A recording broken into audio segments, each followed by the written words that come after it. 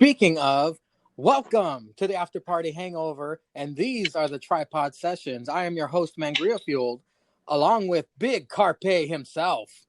Fresh off of cooking up some grub for his family and making some drinks, he's tangling with John Cena and Nikki Bella with a secret partner this weekend, Julius_Caesar. How's it going, my man? What's going on, fellas? What's cracking? Nothing, man. Just kicking back Friday night. Get right. Food's done. I got a beer, ready to talk some wrestling with you fine gentlemen, as always.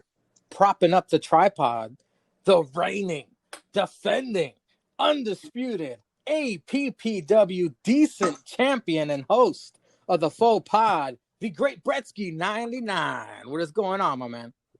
You know it. Reigning and defending and undisputed, all that jazz that no one else has said before in the history of wrestling. I looked at the clock, realized it was time for SmackDown, then realized I don't care. So I'm excited to be here, excited to get some tripod out of the way, gentlemen. Sounds good to me. Let us go over the Steel Real After Party episode 123, Belly Button Boner. Let me pull up my damn notes here. Alrighty. Jake wants to move to Ohio because it's too hot where they are. I'm guessing it's hot everywhere all the Steel Real Army is from right now. However, where would you guys want to move, Caesar? That's the dumbest shit. That's the dumbest shit I have ever heard. Too hot. It's fucking summer. You dipshit. You want to be cold? Move halfway around the world where it's winter right now. Who the fuck wants to move in the summer? That means you got to go lift shit in the summer and just be more hot. I don't know. Are you staying put or what? Yeah, I'm staying put. I got no reason to move. What am I going to do? Go to California and pay more taxes than I do now? Tell me about it. Bretsky? Fuck, dude. Yeah, you got talk going on the tripod now. Yeah, Jake's by the water. He's on a coastal state, so go in the ocean. No, but he's probably right. Yeah, water. I've been wanting to get out of New Jersey since I was old enough to realize I live in New Jersey. So, I would go. I don't know what state, but somewhere in the Midwest. I'm a big fan. I'm a pretty big fan of Middle America. Just the beauty of the countryside. So somewhere in the middle of America. Well, me personally, I'd love to move to Seattle, Washington, because I heard it rains there constantly. And I'm a fan of the overcast and the rain and the gloominess. I fucking hate the sun. Hey, that's Jake's gimmick to be depressed. Well, they moved on to movie talk, sort of. They said a necrophiliac dead guy makeup person, which would be a mortician, I believe. I'm going to put you guys on the spot here. Caesar, what would the crappy movie name title be for a necrophiliac mortician? What would the crappy name movie title be? Yeah, if you could come up with a shitty B movie about this character, what would you call it? Yeah, I got nothing. Brett? I'm not drunk enough to be funny, so I got nothing. I'm trying to think of some kind of funny wordplay. Yeah. But like, what's he doing? Just being a creepy mortician? He's fucking. He makes up the bodies and then fucks them. Ah, all right. Yeah, I got nothing. Necrophilia later? I don't know. If it was a porn, I guess you could call it Under Tapping That Ass or Undertaker virginity. Yeah, Undertaker virginity. Oh my God! See, that's why Bretsky's our future here, man. He's coming up with this idea. Oh yeah, that'll serve me well. And if write that down, Bretsky. Write that down. Hey, so I know you're 45 years old now, looking for a new job, but remember that one time you said Undertaker virginity? Yeah, oh yeah, that'll. You're hired. Yeah. Well, Zanka, he has a morbid sense of humor, as we all know, and he says that he hates that at a wake, people say the body looks so beautiful, and I completely agree with him. I just recently had a grandmother pass away, and she, I mean, you can't really say rude things about your dead relative in front of everybody, but I mean, they never do look quite like they were, and there's way too much makeup on the corpses. Do you guys have any thoughts on people saying that your dead relative looks so beautiful laying in a casket? I got no beef with it. Like, I don't know. Yeah, I don't know like the proper thing to say. I think that's what you have to say, or it's either that or oh, they look so peaceful. They look like yeah, if they were sick, they always want to say they look peaceful. I'm like, yeah, they're gone, man. It's like it's just like if you probably saw them sleeping, they would probably look peaceful. They just ain't moving. They gone. So like, yeah, I don't know what else you say about that. Let them say whatever they got to say. It's a funeral. You know, people are feeling feelings, and half of them are probably like lit trying to deal with it. So, well, Bretsky, have you ever seen a good-looking dead body? Well, first, I'm sorry about your loss, but yeah, like I'm lucky because I'm Jewish, so we don't really do wakes. So I've never actually seen a dead body. I was invited once to see my grandfather before he got buried, but I declined to because I didn't really want to. But yeah, I feel like because I know that the alternative is probably funnier, which is wow, the corpse that used to be your relative looks pretty damn good for a dead person. Like, you know, like that's the alternative, really. So I feel like it's more of a way to kind of lighten the mood, I guess. But well, me personally, I'm not gonna have a mortician at my funeral. I want them to throw me in whatever pirate ship they can find and just send it out to sea and shoot it with a flaming arrow, so no one has to see my fat, bloated corpse. I don't want to make anyone uncomfortable, so just throw me in the ocean. Get that Viking. That's right. The follow up to that, it was bad too, where they did find the chick with the big dead titties, but she was an actress, so she wasn't dead. So of course she looked good. Yeah. And they did make a Bad Boys 3, and that came out like last year because they didn't know whether they made Bad Boys 3 or not. I still have to see that. Did you see it? Yeah, you don't really need to see it. Oh shit. I mean, it's not bad, but you don't really need to see it. Was it a bad idea to make a third? No, it's actually pretty funny. Like Martin's funny the whole time. And Will Smith is like Martin, you know, yeah, Martin just does his Martin shit, except he just looks all big, and Will Smith is, you know, Will Smith. Can I just say though, I really hope that from now on, any role that Will Smith gets, I just hope that he is now like typecast as the guy whose wife cheats on him. Right. But I mean, he already just going. But forward. He literally made that movie in Hitch. I know, but I hope going forward, any role he gets, like if they make another Men in Black, it's like Agent J's wife slept with another man, like all that shit. She slept with she slept with A. she dug up K's body. It's all it all ties together. Yeah, she's like, I seen this movie called Undertake Her Virginity, and I had to dig up K. I put this alien that can make humans come back to life for 20 minutes, and I stroked on K. Hey, as long as Will Smith makes that face that everyone puts in the memes, it's going to be entertaining. Oh, it's the new crying Michael Jordan. It's great. Did you see him? Did you see when he blocked somebody the other day on like a video he made? But he laughed at the comment. He was like, he did so. He's doing weird shit now. So he put a GoPro on like jump rope, and he said, "I always wonder what the jump rope sees." So he was jumping rope with a GoPro. What? So you see like the GoPro just go around him, and somebody wrote, "Hey man, stay safe. I hope you don't get entangled in the jump rope." And he literally wrote, "Ha ha ha ha." I mean, of course I'm going to block you, but that joke is really fucking funny. But yeah, you're blocked. Oh my god. Yeah, like I was like, you know what? The fact that he even wrote the ha's and then said, "I'm gonna block you," of course, but that joke is funny. I was like, all right, he's really trying to like live down that his ass ain't hurt. But I mean, like, is he still married? Is he still married to Jada? I think they have an open marriage. So like that's the whole thing. Like, see, she. But then he shouldn't be upset. Yeah, like they were kind of separated when she slept with him. So they were still married on paper, but they were like on that step to divorce, like that final step to divorce, but they got back together. And I don't know whether she really told him or not. You know, it's like It's like what happened essentially with Corey Graves going to Carmella. Yeah, like, yeah. Basically, that's what happened. Except Corey was like, I don't know, was Corey divorced? He was going. Well, no, they through were a they were like divorce. Yeah. So They were, basically, like, yeah. in the middle Basically, of it's Corey and his wife, and then you just reverse the roles. But it's Will and Jada. You know, Will But Smith except they cheated got on back. her like 100 times. That's what I think. That's what everybody's saying. Everybody's saying he's been fucking Margot Robbie for like a minute. Yeah, but he's a better actor than Jada. So, way better actor than Jada. He gets that sympathy. Yeah, I heard through the grapevine that Jada is obsessed with porn. Nice.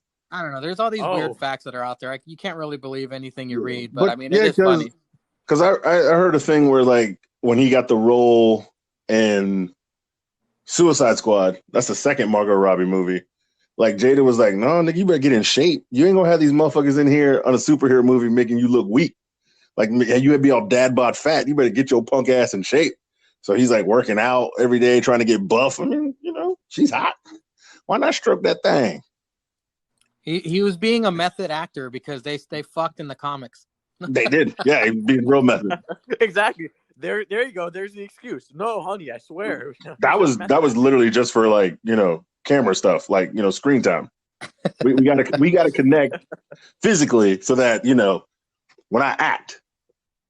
In the why are you coming home drunk from rehearsals? Huh? Yeah, with this lipstick on your neck. Why are you washing your balls? Why your dick smell like soap? I took a shower. What were you talking about? Jared Leto gave me a hug. Yeah, Leto was crazy. He had 3 strippers with him. One of them kissed me. That's what it was. I was not fucking other bitches. Promise. Well, you guys know the history of Jake almost being a Grim Reaper, like when he mentioned someone's name. Sometimes they end up passing away. So they brought up, give Dexter Loomis a chance, a hashtag. They wanted us to get started, but then realized that they're cursed. And so they wanted us to not, they retracted that and instead want the Steel Real Army to get hashtag bring back Lars trending. Cesar, how fast did you rush to your phone to send that hashtag out on Twitter? I didn't. Not one bit. I'm not giving them credit for showing on the Loomis train late. Like I said on this podcast, like I've said on previous episodes of this podcast, like I've said on previous episodes on this podcast, and like I have DM'd you, Mangria. I'm gonna give it to even though a little bit it was me. I'm gonna give it to started that Dexter Loomis is the god of goats. They didn't call him the god of goats. I didn't hear not one goat. I didn't hear one god. All I heard was Dexter and Loomis. What about of? Yeah, they didn't say that either. Well, to be fair to the Steel Real guys, they went down to 2 podcasts a month. So they might have had those thoughts previously, but you are correct, Cesar. We were on board with the God of Goats, Dexter Loomis, before anybody. Look, it's not my problem that they cut down their shit. All right, I'm here week to week, in and out, watching Loomis, praising the goats, following him on Instagram.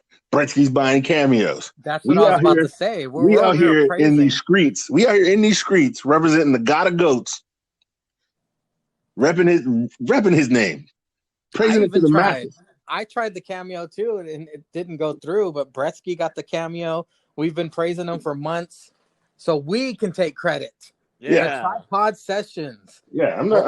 We liked Dexter Loomis before it was cool. Before it was cool. Before you knew who he was, you probably thought he was some freak jerking in the back. I mean, so did we, but that makes him great. Makes him great. I was watching some of his old shit as Samuel Shaw, and even though it was like a similar character, hearing him talk is weird. It's so weird. Like, especially even in the cameo, it's fine because it's with the character. But like watching some of his old Sam Shaw promos now is really trippy. It's so weird when you like posted the cameo, but I was like, that voice still works. Yeah, the voice still works. Like when he's Sam Shaw, he's kind of like a little bit of a twang, like a little bit weird. Yeah. What if he shaves his mustache? Our worlds are going to be devastated. Well, no, that's just Zanka's world. Long as he still comes out there and crawls in that ring on that snake shit and jerks off under the ring and watches people from the back with his dick out, he's still Loomis to me. He might be creepier He without a might be mustache. really creepier without the mustache. He should go like fully shaven. Like I'm talking some real creepy shit. Like Kane? Yeah, I'm talking like completely no hair. Oh, I'm talking about shaving. Yeah, shave the head, shave the stash. Oh, fucking shave the eyebrows. Come up there, albino with no hair. God. Have you guys heard at all about Gallows and Anderson's pay-per-view? Nope. I haven't either. I've seen. I keep meaning to listen to their podcast. I just don't get around to it. I think it's called Talking Shop. Yeah, like something like that, and they just curse all the time. No, I'm talking about the pay-per-view. Oh, never mind. Pay-per-view, I think it's called Talking Shop. The podcast is Talking Shop. Talking Shop, yeah. But I think their pay-per-view is called Talking Shop Okay. Mania or something. Are you guys gonna get it? Wait, it costs money? It's like yeah, that's what they said on the Oh. pod. It was $15. I got $15. I've spent 10 on the OnlyFans. I can spend $15 on it. I'll see. I don't even know when it is, so... but if I do have money, I think I'll check it out. I mean, $15 ain't much. Yeah, I mean, if I can convince my parents to pay, then come on, just ask. That's the old man for $15. He got it. Hey, Dad, can I see this boner yard? Yeah, for $15. What? I just need. Look, I'm adding $15 to the cable bill. I got you when I got you, player. Bresky's still waiting on his royalties from Undertaker Virginity. Mm-hmm. Yeah. Then they moved on to the pay-per-view, the horror show, Extreme Rules. Zanka very disappointed in the eye for an eye match. I believe all of us were, but the controversial thing that was said was by Jake, of course. As they ranked the cinematic matches, Jake ranks the swamp match above Dream versus Cole. And they forgot the Money in the Bank. That's the one they forgot. Mm-hmm. Thoughts? Well, Jake is stupid. We know. Jake has bad opinions. That's a fact. I've even written that as a hashtag. Bretsky, where would you rank the swamp match? Last. Well, it's last, yeah, but like I'll say this. Like I said in our chat, I really appreciated how deep they got psychologically with it. But like if it were a promo, like if the swamp match were a series of promos leading up to a pay-per-view match, that's essentially what it should have been. Like Bray in the swamp, then Alexa, you could have Alexa coming up like on the screen when Braun's talking in the ring, and it's like, then Extreme Rules, they have like a Falls Count Anywhere or something match. But other than that, last. It was not good. The psychology was good, the match. Well, I gotta be go ahead, Cesar. Oh, I was gonna say, so my take on Sister Abigail was or is, and if I'm wrong, then I think it's dumb, but she's not really like, she's a always changing entity. As in, like, if Bray and Seth had a swamp match, she would come to Seth as Becky Lynch. You know what I'm saying? Like if Keith Lee, Lee and Bray had a swamp match, she would come as Mia Yim. If Johnny and him had a swamp match, she would be Candace. Like, that's what I'm trying to picture her as, which is why everybody's like, well, is Alexa there? I'm like, oh man, Sister Abigail, she got fucking powers. She wants to show something that you love or you cherish or something you want. Like Bray wanted Alexa. So that's why she came that way, which in the psychology part, I think is brilliant if that is how they're going to do the case. But I don't know. But the rest of it, I can live without. I'm like Zanga. Like, I don't know why that one guy didn't have a mask just so he could get set on fire. And I don't even know who these masked guys were. Bray's never rolled around with just some masked dudes in the swamp beating people up. Well, I will say real quick to the Sister Abigail thing. I think I do like where that idea, because if you remember, back when Bray was early Bray, the whole thing was Sister Abigail controls him. Like he's doing it for Sister Abigail. So if it's like that thing, I see what you're saying, where it's like whoever their kryptonite is, like Braun's kryptonite is Alexa Bliss, because whose kryptonite isn't Alexa Bliss? True shit. Well, I gotta be honest with you, fellas. I hope you're sitting down. I was very lit during this, so I did not remember the swamp match. I recalled Alexa Bliss. Some dude got set on fire, and then the Fiend came out of the water at the end, and then I sobered up. That's basically it. Well, other than Braun fighting Braun, which I loved, other than that, you missed nothing. Well, as I sobered up the next day, that's right. and during the week when I heard the podcast and they were ranking the cinematic matches, my brain was trying to think of all of the cinematic matches. I'm talking about House of Horrors. Oh God. Yeah, I was trying to rank all of the cinematic matches, but if we're gonna think of the top 3 of all time, it's pretty obvious. Are you saying of all time, including like the stuff that Broken Matt did in TNA? I forgot about the what was it when him and Bray did Ultimate Deletion? Ultimate Deletion. Well, they had the one with him and Bray. Yeah. They had the one with him and Jeff. Yep. Then they had the one with the tag teams, the Ultimate Deletion. Yes, they also had the one with the New Day and the Wyatt. Yeah, yeah, that's right. That was like a Swamp Thing too, or no, the Wyatt compound match. Yeah, with all the dudes. There's and a lot the more than mask. you think. Yeah. And I'm sure there's a bunch of people that, because they've been saying it all over, that CMLL did, but shut the fuck up. Who cares? Yeah. Well, hopefully, there's a lot more than you think. Hopefully, they keep doing them because, I mean, even though this one was not great, it still gets us talking, and now we have a last place. Yeah, now we have a definitive last place. That's right. The movie. So you were going to say top 3. So what was your top 3? Well, it'd be the Boneyard, of course, and then the Boner Yard. No, true. No, I'd say Boneyard. I really did like the Firefly Funhouse match with Cena and Bray. All right, but that was like a 2-second match. It was literally like a 15-minute promo, and then one move. And it was a better. I would argue, especially having seen the Swamp match now, that the Firefly Funhouse was like a exponentially better version of the Swamp match. Like, they're essentially promos that have like 2 fists being thrown. Right. You guys remember Matt Hardy's TNA cinematic matches where he fought Decay? It was Delete or Decay or something. Yeah, Delete versus Decay. Yeah. Was that the one where he says, "Oh, my dilapidated boat," and he hid behind it? Yeah. I think so. Yeah. Like with the fireworks. Yeah, that's my third favorite, and because it made me laugh. Yeah, Vanguard 1 had the fireworks. Because at one point, Decay's paint came off their face, and the camera zoomed in on him, and he goes, "Paint, regenerate." Yeah, I fucking laughed so hard. That's the one where they tried to kidnap the baby. Yeah, it was very entertaining. I like that. I think Senior Benjamin got buried alive, and Jeff Hardy got hit with like a bat with nails out of it, and he was like all half dead. And then the next day on TNA, that was the best Jeff Hardy ever, because the next day on TNA, Matt put him in the lake of reincarnation. Yeah. And then like he came back out as when he won the TNA championship, and he like lit a cigarette. Like, I was like, how do you light a cigarette with a lighter you pulled out of your pocket while standing in a lake? Because even in general, you had to like stand in that lake. Like, that lighter should not be lighting. Because Jeff Hardy came out in a suit. He was like, the things Matt Hardy could do right now, man, if he would have stayed. Jesus H. Christ. Brett? Yeah, apparently he's not having that much fun in AEW right now. So. Oh, he's not even on TV. He hasn't been on TV like 3 weeks. Yeah, because he got really pissed because of the circumstances or something like that. Like, he got pissed that he was supposed to do stuff with fans. Yeah. Then that went away, and then he's supposed to do stuff with Sammy. Yeah, and then Sammy got kicked off, and then so.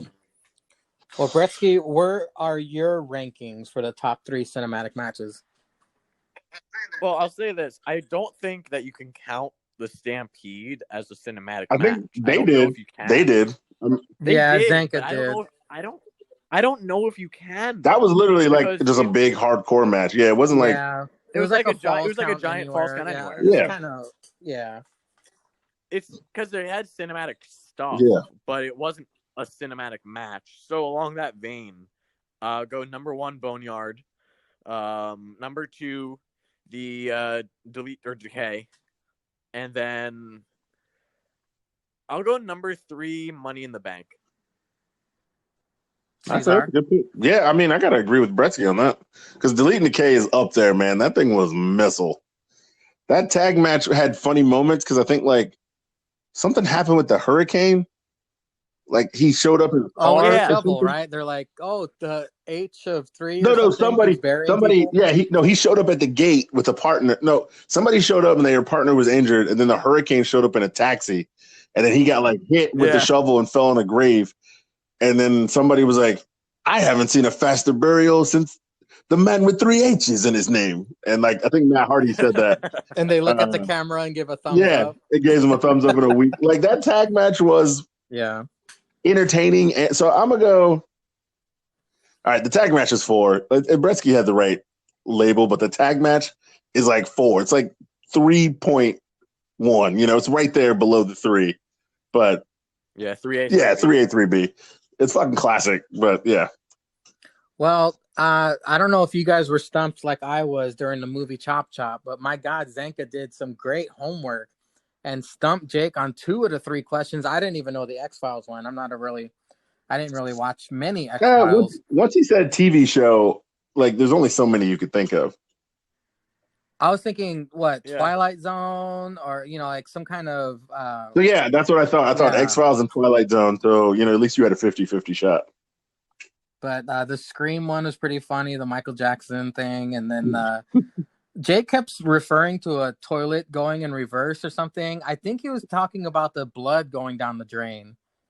Right. Because they focused on the drain, and you can see the blood that was circling the drain. Yeah. I think that's what he meant, not the toilet water going in reverse. Yeah. Bretsky, did you get stumped by these classic movie trivia questions? Yes, because I've seen none of them. Nice.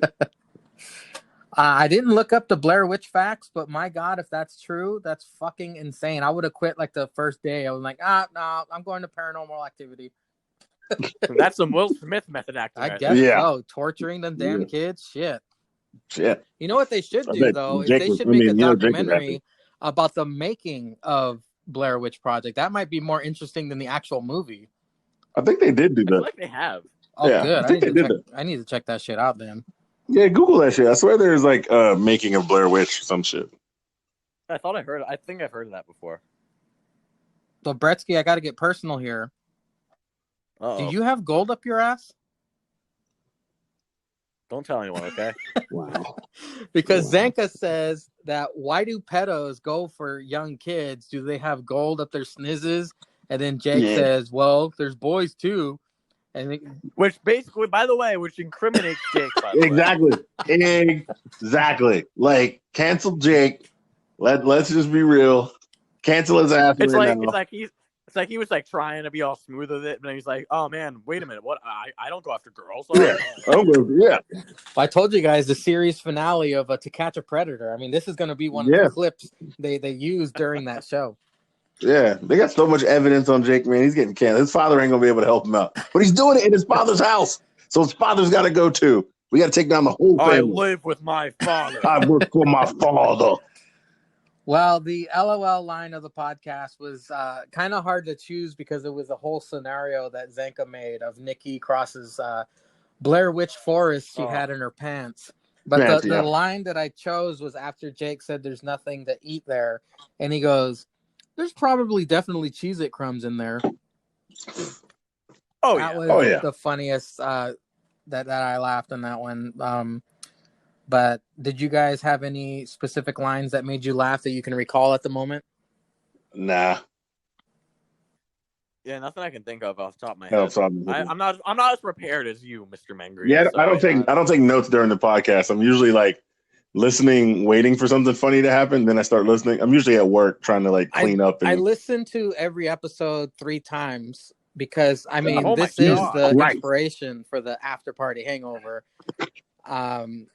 You listen to Jake that much? Well, how? I don't even understand how. I picked out a specific word that Zanka used twice that he never used in the previous 123 episodes. Grit. He said excursion. I was like, what the fuck? What this actor? Does he have a word of the day calendar on his desk or something? Maybe he does. That's true. No, but he doesn't have it because he wouldn't buy it. He wouldn't spend money on that shit. Someone who works next to him has it. Or maybe his girl has one. That's true. She's probably screaming that at him when he's not listening to her or something. Before he leaves, look at the fucking calendar, Zanka. Before you fucking leave, check the word of the day. Bought that shit for your dumbass. And he's like, excursion, fine. Then he's like, I'm heading to work. And then after work, he's like, fuck, I gotta spend 2 hours with Jake. This fuck boy. So he Googled excursion to find out what it meant. Yeah, because all he doesn't read the definition on the calendar. He just sees the word excursion and it gets stuck in his head all day. Excursion's in big bold letters. Yeah, it's in big bold letters and it's stuck in his head all day. Like anytime he blinks, he just sees excursion like on the back of his eyelids. Well, speaking of Zanka, during the Facebook questions, he came up with the Swamp Thing butthole sound effect. That was pretty fucking funny. That was good. That was good. Another fact we learned about the guys that I share with them is they're not seafood guys. I am not either. I do not like seafood. It has a weird aftertaste to it. No, you're wrong. What about you guys? What do you guys like seafood? And what's your favorite seafood? You're eating seafood wrong if there's a weird aftertaste behind it. Yeah, you're going to the wrong restaurant. I'm definitely going. And how you live on the West Coast? How can you fucking hate seafood? Yeah. You motherfucker, you never had fish and chips? Do you have a favorite seafood or not? I would starve somebody for fish and chips. Oh my god! I would stab him. I went to San Francisco once, and I still have not. And that was like 5, 6, 7 years ago. And I still remember not only the fish and chips I ate, what bowl they came in, and the place they were from. Oh my god! Yeah. Jesus, Bretsky, what was it called? Yeah. Well, now you put me on the spot. Fuck you. Well, Cesar, when you eat something that good, you know it. What's your favorite seafood? Do you have a favorite seafood joint? There's this new place that has these like banging ass fresh from Maine lobster rolls. I haven't had anything else on the menu, but like everything is great there. So if I'm down that way and it's near my second job out the beach, it's called A Bite to Maine. The lobster rolls there are fucking missile every time. They have like a little food truck and a restaurant, and when the food truck's out my way, I always try to swing by, man. I'm like, oh shit, yeah, I think they leave it too. It'd be like 1:30. Well, here's Cesar trying to get a missile over, by the way. I caught that. I don't have to listen to this podcast 3 times. Yeah, because my shit slaps. You know when I'm dropping heat. Bretsky, by the way, same question. It was called the Cod Mother. Oh, nice. But I can't eat most seafood because it's not kosher. But the seafood that I do eat is fucking good. And I'll tell you what, I really enjoy, and I enjoy a nice salmon. I'll enjoy a nice piece of cod. But my mom makes some breaded tilapia like no other. So your restaurant is home. My restaurant is home, baby. Oh yeah. Although to be fair, if I have to choose a restaurant, Sparks Steakhouse in New York City. I enjoy their steak, but they make a mean tuna steak. Their tuna steaks there are phenomenal. Tuna steak's always fucking good. If you get a good tuna steak, fresh tuna. Oh yeah. Oh my god, it's worth it. Even though it's a steakhouse, I feel guilty not getting a steak at a steakhouse. But I'll right, yeah. I always feel weird not ordering steak at a steakhouse. Yeah, like, I'll mooch off my dad though. I'll mooch off my parents. Like, hey, you want a bite of the New York strip? Like, yeah, sure, here. Yeah, but yeah, that tuna steak is gold. Well, the last thing I want to mention before we're finished with the episode is how Zanka brought up during the Dolph and Drew match that Drew, was being hit with everything and the kitchen sink, and Dolph screamed, "Why won't you die?" Yeah, it was good. It was good. A previous thought that I had that maybe one of the WWE writers is a huge Austin Powers fan, because do you remember when Robert Stone threw his shoe? And Beth said, "Who throws his shoe?" Shoe? Yeah. So one of those fucking writers has got to be a huge Austin Powers fan. Hey, it's an Austin Powers mark. Yeah. Oh yeah. All right, he you guys. He definitely writes "yes, please" next to sex on any form. I swear it's not mine. No, I didn't fill it out. All righty, let's dive into some NXT. Word. We kick it off with Regal. He introduces Keith Lee. Both are on their phones or Zoom or whatever. Keith Lee has an announcement. He's going to relinquish the North American Championship so others can have the opportunity to further their career. I thought that was very noble and honorable by Keith Lee. And I think one of us... Was it Jamie Noble? Did one of us call that he was going to relinquish that belt? I think Cesar did. Well, yeah, you have to, because remember, it's the Paige effect. Remember, she won the Divas Championship. She had to give up the NXT Championship, and that was like the birth of Charlotte and Sasha Banks and them. Well, after this, Regal says there will be several triple threat matches to qualify for a ladder match at the next takeover for the North American Championship. This kicks off the very first match of NXT. We kick it off with the God of Goats himself, Dexter Lumis, versus hefty bag of body hair, Killian Dane. Lumis, silky smooth, slithering around, getting into the ring. Beth says, "I've never seen a superstar move like this." During the match, Killian Dane throws Lumis towards the stairs on the outside. Lumis hops over them like a deer. Dane eventually gets the upper hand through the commercial break as well. Dane pulls down his straps, revealing his hairy moves. This is when Lumis starts destroying him until a missed senton from the top rope. Killian Dane brought the pain, but Lumis was the smoothest and wins with the silent submission. Cesar, how did you like this first match of NXT? Just to throw it back to the Keith Lee giving up the belt, to my question in the pod on the Instagram that day, I would like to, since I know the sheriff listens, there was no right answer to whether you would take the BBC from me or Keith Lee, because I like to drink Henny, and Henny doesn't give you the soft whiskey dick. It gives you the never busting Henny dick. It gives you the never busting whiskey dick. So therefore, they both chose wrong when they were making fruit booty predictions. So Zanka would just be getting railed till the early morning while Jake had to girth the 19-incher.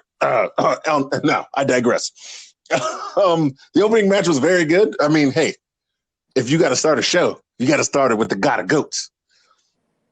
Hold on. I was drunk already because I watched NXT first. So I remember one note I wrote down was when he hit the spine buster. So I wrote down spine buster by the God and goes on a tear. And then I wrote, ha, I wrote this and Beth said it at the exact same time, you bitch. So that's in the notes. But yeah, Killian was with the power moves, getting out early, the God of Goats. The jump over the stairs. We got two slithers in this match. I always like it when he gets back in the ring, slithering around, looking all creepy. The cannonball powerbomb, the elbow by Dane was pretty good. And I was like, I called it I don't know what they called it, but apparently I wrote the goat ton bomb and the sit out rock bottom, and then hit him with that sleepy shit. God of Goats, he's the best. Well, Bretsky, Stone Cold is the Texas Rattlesnake. Randy Orton is the Viper. Dexter Lumis slithers. What should he be called? That's a very good question. And I'm going to say he should be called the Cobra. Yeah, of course. He can strike at any moment. Plus he's dressed like a G.I. Joe. Yeah. Yeah. Harking back to the Keith Lee promo for a second, it's really hard to play a baby face that people will actually cheer, especially in 2020. But Keith Lee is doing a phenomenal job with these promos. And obviously we don't know how it'll translate. I'm sure that he'll get cheered because he's Keith fucking Lee. Yeah. But he's doing a phenomenal job with these promos of being like, of not being one of these cheesy, I want to win for the people baby faces, but more like, I want to give back to the brand that gave me so much. Like that, he's doing a phenomenal job being like that nice, like that awesome babyface champion. So all the props in the world to him. But yeah, this is a really fun way to start the show with Lumis and Killian Dane. Like you said, the stair spot where you kind of did that jump and roll over the steps. At some point, Lumis hit the back suplex into the kip up into a leg drop, which is really a really cool combo. Then he hit the swanton bomb. I don't know why they call it a senton when it's a swanton. I don't know. Mm-hmm. Whatever. And yeah, then you guys pretty much said it all. I mean, he won with the silent submission. Yeah, this was Dane didn't tap; he just passed out. This is a really fun way to start the show, and I guess it came into a factor later with some announcements. But this was a fun way to kick it off. After this, Roddy Strong was interviewed, but then the Thick Boy interrupts. Then Johnny Wrestling interrupts. Thick Boy gets the last word. I'm going all out. Bretsky, I know you appreciate the Thick Boy. Do you have thoughts or notes on this little interview. Say it right. Say it right. No, thick boy, thick. I mean, yeah, I enjoyed this promo. I think the chemistry that Johnny and Roddy had was funny. When it's like, and he's like, "Go away, dork," that kind of thing. Yeah, he's like, "Oh, all right, I'm leaving. All right." Yeah, like that. That shit actually made me pop. Yeah, that made me laugh. I wouldn't have taken notes. I was hoping one of you guys would write that down. I forgot about that. Yeah, like it was so funny because when like Johnny walked in, Roddy's like, "Oh shit!" Like he's like, "I gotta get out of here." This fucker. He's like, "Yeah, okay, yeah, you go away, nerd. All right, boy, I'm leaving. All right." But yeah, this is just a fine promo. You know, I'm glad they're building up Bronson Reed. I'm glad he took Thick Boy off of his trunks, but I say it every week. He's a phenomenal talent. Stop calling yourself a thick boy. But he's thick. He is thick. You realize he's thick. First off, I can't. But see the thing, Otis doesn't take himself seriously. Right. If Otis called himself thick boy, like, oh, ha, because yeah. But Bronson's like, oh, I'm trying to get the NXT North American Championship on.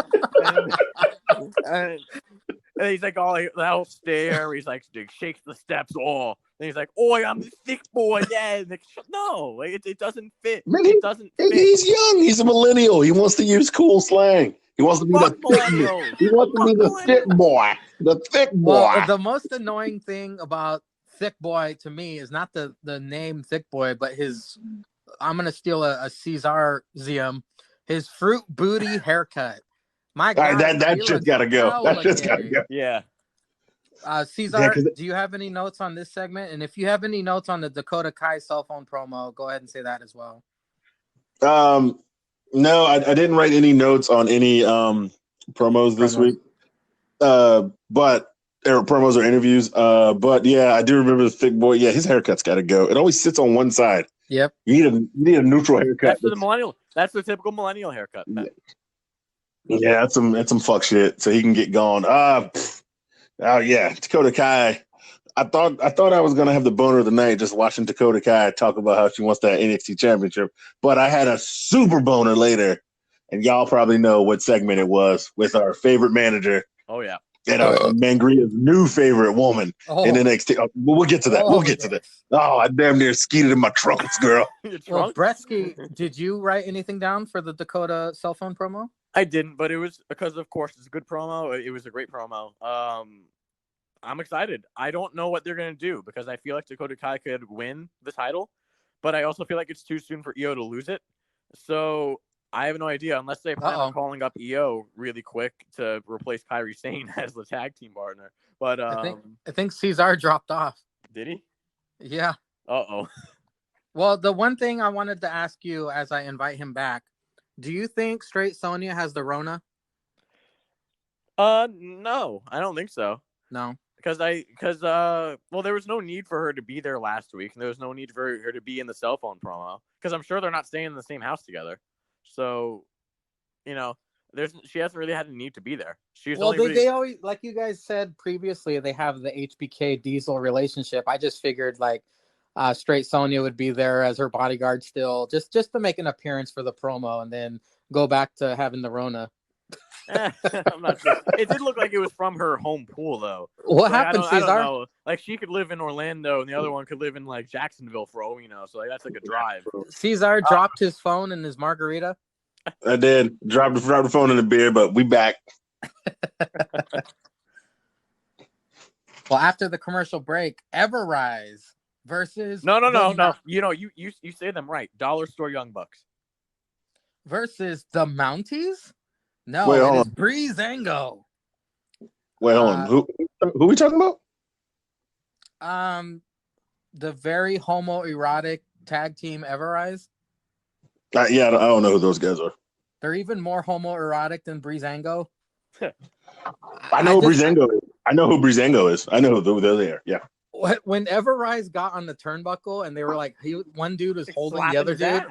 I was like, is Jason Atlas, Jake Atlas, a part of this too? One of them slapped the other guy's ass. I can't believe you guys. Of course, Breezango dominates and shows off. Double supermodel kick for the win, or the X marks the spot, which it's called in all the 2K video games. Is it really? Cesar, since you dropped off, give us some notes on this matchup, if you took any. All right, I'll write down the drunken methods of Cesar. Breezang. I didn't even put the O. I just like calling him Breezang. I literally wrote Breezang in every fucking note. Breezang, Mounties lit as always. Damn, these guys are fucking gold coming out. Breeze in control at first. And then he hits a supermodel kick early. Dango with the hot tag, running hot with the Mountie dive on both them crackers. Then kicks times 2. That's right, I can math. Winner, Breezang. Did you write that for real? I can math.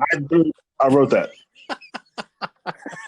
Bretsky, your notes on this quick match? I was drinking some really good bourbon that I opened on my birthday, and I drank way too much because I had to work in the morning. Yeah, that's. I mean, I still made it to work on time. I was struggling for the first hour though. I was chugging water, trying not to puke. But you slept good, right? Oh, I slept great. I said that slept great. Bretsky, what's your notes on this match? My first note is, oh, hey, look, it's the Dollar Store Young Bucks from a couple of weeks ago. Then it's Holy Mother of God, Breezango as the Mounties. That was great. And then on commentary, Morrow, Two Eager Beavers, Beth, I'll be damned. It was good stuff. Phenomenal. It's such good shit. That's good shit. I loved it. Breeze kept on hitting those fake supermodel kicks, getting that one of the Fruit Booty boys down. The other one, the one with more hair, was having a defense chant, which actually kind of was pretty funny. He was like, defense, trying to get everyone to chant it, but no one else did. Fandango putting the hat on before he does the Mountie dive.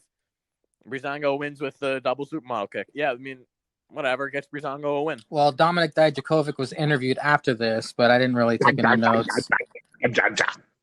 And after the commercial break, Io Shirai responds to Dakota on Twitter, the match is on. That's going to be straight fire. I cannot wait to see that. But after this, Aaliyah, with a hobbling Robert Stone, takes on Shotzi Blackheart with her Tonka Tank. Welcome to the ball pit. And Morrow says, what is this, Chuck E. Cheese? No, that was your boy who hates anybody who's not going with Robert Stone. Fuck faces. Tom Phillips. Yeah. Thanks to Robert Stone's distraction, Aaliyah lands a devastating facebuster to the outside of the ring. Shotzi burst out palm strikes, which I haven't seen in a long time, E-Honda style. I like how Robert Stone is wildly gesturing on the outside during the match. That guy's fucking money, dude. Shotzi kicks Robert Stone off of the apron, then nails a top rope senton for the win. I like these matches. These two are getting better and better each week. Should I go on, or you guys want to talk about the match? You want me to say the whole thing or stop now? No, go ahead. Yeah, go right ahead. Shotzi then runs over Robert Stone's other leg with the tank. No. And while celebrating, my girl, Eminem, Mercedes, Martinez boots that bitch in the face. Down goes female Joker. Is Eminem interested in the Robert Stone brand, or she just really hates wolf howling? Bretsky, I'll let you go first this time. Oh, man. So, yeah, Robert Stone trying to get up the stairs, but then kind of stopping midway on the stairs was gold. And then Shotzi, the fucking bitch, fuck you, Shotzi, ran right into the steps and knocked him down. She knew what she was doing. If JR were there, then he would have called for her to be arrested and would have wondered where the authorities that were Jezebel. For 5 weeks. Yep. At one point, I think Robert Stone was like, Aaliyah, you have to get up. And then Morrow's just like, wow, what great commentary. Is water wet? It was great. Yeah, it's like you said, Shotzi didn't botch anything that I know of this match, which is good because she was kind of botching at least once in each past matches. First match. So she's getting more fine. I know she's pretty young, so it's good that she's getting She's like real fucking young. Yeah, isn't she like 19? No, I think she's like 20. Yeah, it's crazy. And you got to imagine that Shotzi and Aaliyah work together all the time, trying to fine tune their matches so they don't botch. Mm-hmm. Yeah. But yeah, Aaliyah looked good, both in the ring and out. So that was good. Then Shotzi wins, like you said, with the diving senton. Then my next comment, all caps, no, Shotzi, don't run over Robert Stone. Yeah, she ran over the other leg, and he was screaming in agony. And Shotzi Blackheart is not my least favorite wrestler. Oh, it's fair. It's fair. Wesley doesn't like wolf howling either. Gotta keep kayfabe, but bro, that fucking howl. The only person you can get screaming over as like a gimmick is Sting. Like, don't give me that. Oh, like, don't give me that. I didn't mind Paige's little thing. Yeah, Paige can do it. Oh yeah, Paige's fine. Yeah, Paige's was fine. Yeah. But yeah, like I think Sarah Logan did it for like a second. Yeah, and but even Paige had a shirt that said "Scream for Me," which I get it. She came out and screamed. Yeah, so I mean, she kind of Well, I see what yeah. Cesar, what are your notes? Give us the drunken poem that you wrote down. All right, yeah, kind of wrote this poem down. All right, hot start. Oh, Shatsky, Leah. I was just calling her Leah. I guess I'll just shorten the names. My ass just didn't want to write. Leah with the reverse in the Kona, and then control. Shatsky with the slam, fucks, and then she fucks with Stone. Shatsky gets the win. Then she hits fucking Robert Stone, and then I literally wrote at the boot, bruh, if Martinez, I said, bruh, Martinez with the save. If she joins, I am fucking the backseat of the Impala up, beating my dick tonight. That's what I wrote. That's literally what I wrote. Do you guys agree or disagree? I'm going to float this thought I had by you guys. Green hair. But fucking the girl in the back of Impala? I agree. Green hair, horned helmet, Tonka tank, and wolf howling. Is this bitch trying too hard, or am I being too critical on her? Wait, when she wears a porn helmet? No, horns on her. Oh, I thought he said porn helmet. You can see where my mind is. It's that Friday. would look way better with dildos on the side instead of the horns. Oh yeah, instead of the horns. Yeah. Or is she trying too hard? I get, but NXT is a place where. But NXT is a place where you can try too hard. Yeah. Like, I feel like you can't. Somehow, well, I mean, compare her to Aaliyah. Look at Aaliyah. She just comes out. She looks hot. She's a wrestler. Oh, but Aaliyah has a manager. Though, but yeah, but Aaliyah, that's been her gimmick. Even when she was with that, I can't remember that bitch's name. Even when she was with that other bitch, and they were like a tag team, kind of. That their whole thing was, they're so hot, they're better than you. Like, they had a horrible name because they were called the Hires because they think highly of themselves and they're better than you. But I mean, that was their whole gimmick. Like, now I'm trying to think of that other girl's name. Damn it! I can't think of this bitch's name to save my life. Was it Taria Conti, or am I thinking of someone else? No. She was like a face. Damn. Conti she was the Brazilian hot chick who got released. Yeah, Conti was the Brazilian hot chick. This chick had like curly hair. Fuck, I can't think of her name. Yeah, I can't think of it either. I mean, later when I scroll Aaliyah's Instagram, looking for thought pics, she'll probably show up in one. But yeah, I feel like NXT is a place where you can be over the top. Because let's be honest, somehow Vince is going to ruin you. And she's not going to drive that Tonka tank on Raw. Come on, son. God, she would just come out the back and yell. She would just be like, oh, and then the camera would be in her face. Like when John Cena does his little fucking salute shit, she would just yell, "You're welcome to the ball pit," and then walk to the ring. Like, she's not going to ride that tank around. I swear to Christ, when she's driving that tank down the ramp with her face all scrunched up, that bitch has no control. Needs. She looks like she has special needs. She looks very special. She has the helmet, and she looks special. She just needs the water wings now. Yeah, a little bit. I mean, Ruby has green hair, and we don't care. Well, she did it first. That's the thing is that if you had to compare to Ruby Riott, I can compare Ruby Riott to Shotzi Blackheart. Yeah, but Ruby Riott's whole thing is that she's against the grain, going anti-society. Welcome to the ball pit. Ruby Riott's look works with her gimmick. Yeah. I still don't know what Shotzi Blackheart's gimmick is. Okay, yeah. Other than the fact that she's like Morrow says she's the wild child of NXT, but like what it's like it's not like she's like I'm a tank driver and that's why she comes out with a tank. But even though that would be to the also point, Shaska. Damn, goddamn, I can't think. Put the margarita down, Cesar. Yeah, I'm switching to beer. I got to switch to beer. Sasha has had pink or blue hair for the last 3 years. Has anybody cared? No.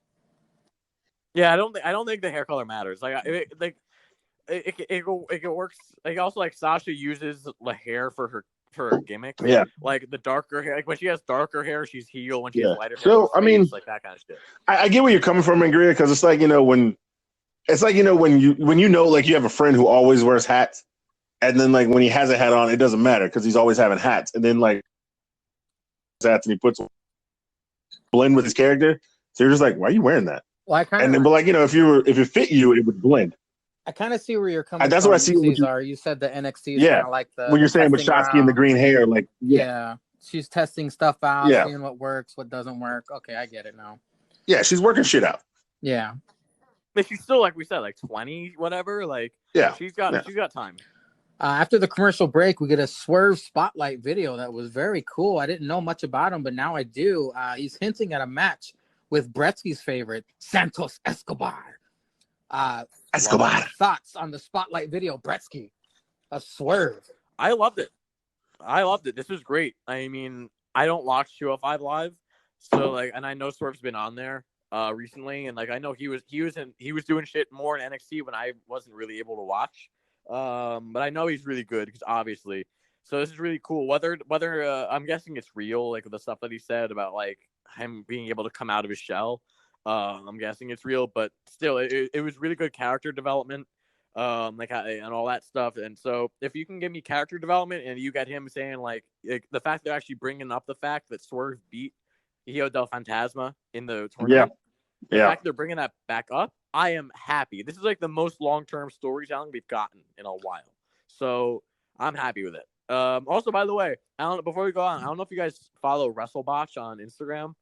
But, oh hell yeah! Yeah, fuck yeah! Did you see that shit with El Hijo del Fantasma? Yeah. Oh no, I don't know how the dude's walking. I don't know if you saw. I thought he was dead. I didn't see it. But some dude, I guess when they were in Mexico, I guess he was El Hijo del Fantasma was in Mexico still. Some dude went to like I think it was a crucifix bomb, right? It was like a crucifix power bomb off the top rope, and he just didn't quite get him over. Landed right on his neck. Oh my god! Right on his neck. Yeah, like he did not get over to his back. Like he was like on his fucking neck. It was kind of like when James Ellsworth took that first Styles Clash and he tucked his head in instead of like sticking his chin out, and he just landed on the top of his head. It looked some shit like that. I was like, oh god, yeah, bro, yeah, it's fucking rough. Well, Cesar, do you have any notes on the Swerve spotlight, or you want me to move on? No, I mean, I didn't have any notes, but I dig it. Like everything Bretsky said, like, yeah, he's the only person to get that win over him. So, and then, you know what's weird? On 205 Live, guys have different attitudes versus NXT, and I think they need to address that, but they don't. Do you mean they try harder, or do they have like different personalities? No, like, because I swear, like, Tony Nese is like a tweener on 205 Live, and he's a straight up dick on NXT. like it's so weird. It's so weird. It's like they're two different characters. I'm like, because we're like, what are you thinking? Nobody's watching the show. Nobody gives a fuck. In reality, yeah, in reality, nobody watches the show. Nobody gives a fuck. Yes, but yeah, I mean, I like Swerve. Swerve can go. I mean, you guys heard the week I hosted, I gave Swerve and Johnny the beer cheese on Great American Bash. Those, I mean, he can go with anybody. So yeah, if the Cocaine Cowboys want to come for Swerve, I mean, he's from the streets. He know about that coke life. He know about the corner boys. Let's get it popping. Let's have this match. It should be really good. I cannot wait to see Swerve versus Santos. I say something? Yeah, go for it, Brett. Yeah. Something that I thought of actually like yesterday, I thought of that I would really love to see at some point down the line is Ricochet having a feud with Legado del Fantasma, where like he joins them because they're kind of like, oh fuck you, you're doing lucha shit, and that's not real lucha. And if you want to talk about long-term story, like that's what I was thinking. Like it would be really cool if like kind of like a Dark Order kind of bullshit with like them and Colt Cabana, where like they get like El Legado del Fantasma kind of like brainwashes and converts Ricochet to like the old school style of Lucha Libre. Then like eventually it turns out like he breaks out of the funk and like beats him for the cruiserweight title. Oh, there are several WWE talents that need to go back to NXT, and it'll only make NXT that much better. I would much like it better. Go ahead. What's up? I said I'd much like it better if he went back as Prince Puma. All right, yeah, we talked again. Wow. Yeah. Go ahead. Say what you're gonna say. No, say what you're gonna say. Say what you're gonna say. I'm taking a swig. I'm drinking. But you could also have, you know what? I'd really love to see also Lucha House Party versus Legado del Fantasma 3-on-3. Oh yes, because they've been on fire. Yeah, and also it's everything they're against. They're like flippy pinatas, like and they still got masks on and shit. Surprise! Bretsky, fucking going for the Lucha House Party. Lucha. Cesar, what were you gonna? So say? I was gonna say it'd be kind of cooler if Ricochet, because since they're wrestling out of one place. And if it wasn't like copyright infringement, Ricochet brings back the Prince Puma from Lucha Underground. Ooh. And then goes to like fuck with those guys or join those guys in NXT. Since, he does have like you said, he does have the fucking luchador shit. And they're trying to convince him like to snatch the mask off and join them or something. And no, man, be a free lucha. Take the mask off. And right before Prince Puma is about to pin Santos for the title, Sin Cara comes back for the fuck of it. And then he misses. El Generico. El Generico comes back. El Generico comes back and DDTs everybody in the quarters with the brain buster. You brought that up. That's going to come up again later. That's really weird that you said that. Wow. El Generico? Yes, you'll see. El Generico? You'll see. You don't know nothing about no El Generico, bro. You don't know shit about no El Generico. Take another swig, Cesar. Top of the hour, by the way. Johnny. I actually am. Versus Thick Boy, Bronson Reed versus Roddy Strong in the triple threat to determine who is the first person that's going to be in the ladder match at NXT TakeOver 30. Match of the Wednesday night. Johnny. Wait. This was top of the hour? This was not top of the hour. Are you sure about that? This started because I watched it on DVR. This started at like 45 minutes and it went through. I thought it started at 50 and it went through. That was during the entrance, and so that was at 50. Yeah, but they didn't go to commercial for like a while. They went through top of the hour. Johnny and Roddy talk about double teaming Bronson on 3, and they go 1, 2, and they both stop themselves. I knew you were gonna do that. They say. I knew you were going in. Bronson had Roddy on his back while holding Johnny. I don't know if this was supposed to be a double team and there was a botch, but Roddy fell out of it. You guys remember that when Bronson had both of them up, but Roddy eventually fell out of it. Roddy fell, yeah. We get the crowd chanting, "Who sucks?" Johnny sucks. That chant returns this week with Roddy down on the mat, Bronson standing over Johnny. No, hold on. With Roddy down on the mat, Bronson standing over Roddy, Johnny slingshots Roddy's head into the nards of Reed. Into the dick. And Bronson... it was all sweaty down there. Mm-hmm. Bronson, very impressive, rock bottoming Johnny on top of Roddy as they both crash to the mat. Johnny completely misses an enziguri to Reed while Roddy delivers an Olympic slam. I thought that was kind of funny. Oh, yeah. Reed delivers a double Samoan drop, proving his strength. I just hope we get a Bronson Reed impression from Bretsky during his review. Some annoying guy kept screaming, "Thick boy!" in the audience. Oh my God, I wanted to kill All that I guy. could picture was Bretsky pissed writing it in his notes. Bretsky's murder of the week. He's had a murder of the week the last 4 weeks. Yeah, it's always some asshole in the crowd chanting something. That whistling guy, I wanted to murder that guy. This big boy guy, I wanted to murder that guy. Johnny counters the Doomsday Device with a poison Rana to Reed. Mamma Mia. If that wasn't enough, this is my Mamma Mia move of the week. If that wasn't enough, Johnny power bombs Reed from the apron to the outside with help from Roddy. Reed bounces as he lands on the outside mat. My God, that looked painful. I was concerned for fucking Reed, but he was fine. Johnny and Roddy take it to each other until Johnny lands the final beat DDT only to have a tsunami of flesh land so hard onto Roddy it measured on the Richter scale, giving Reed the biggest win of his career, advancing to the 5-man ladder match. Cesar, please give us some intoxicating poetry.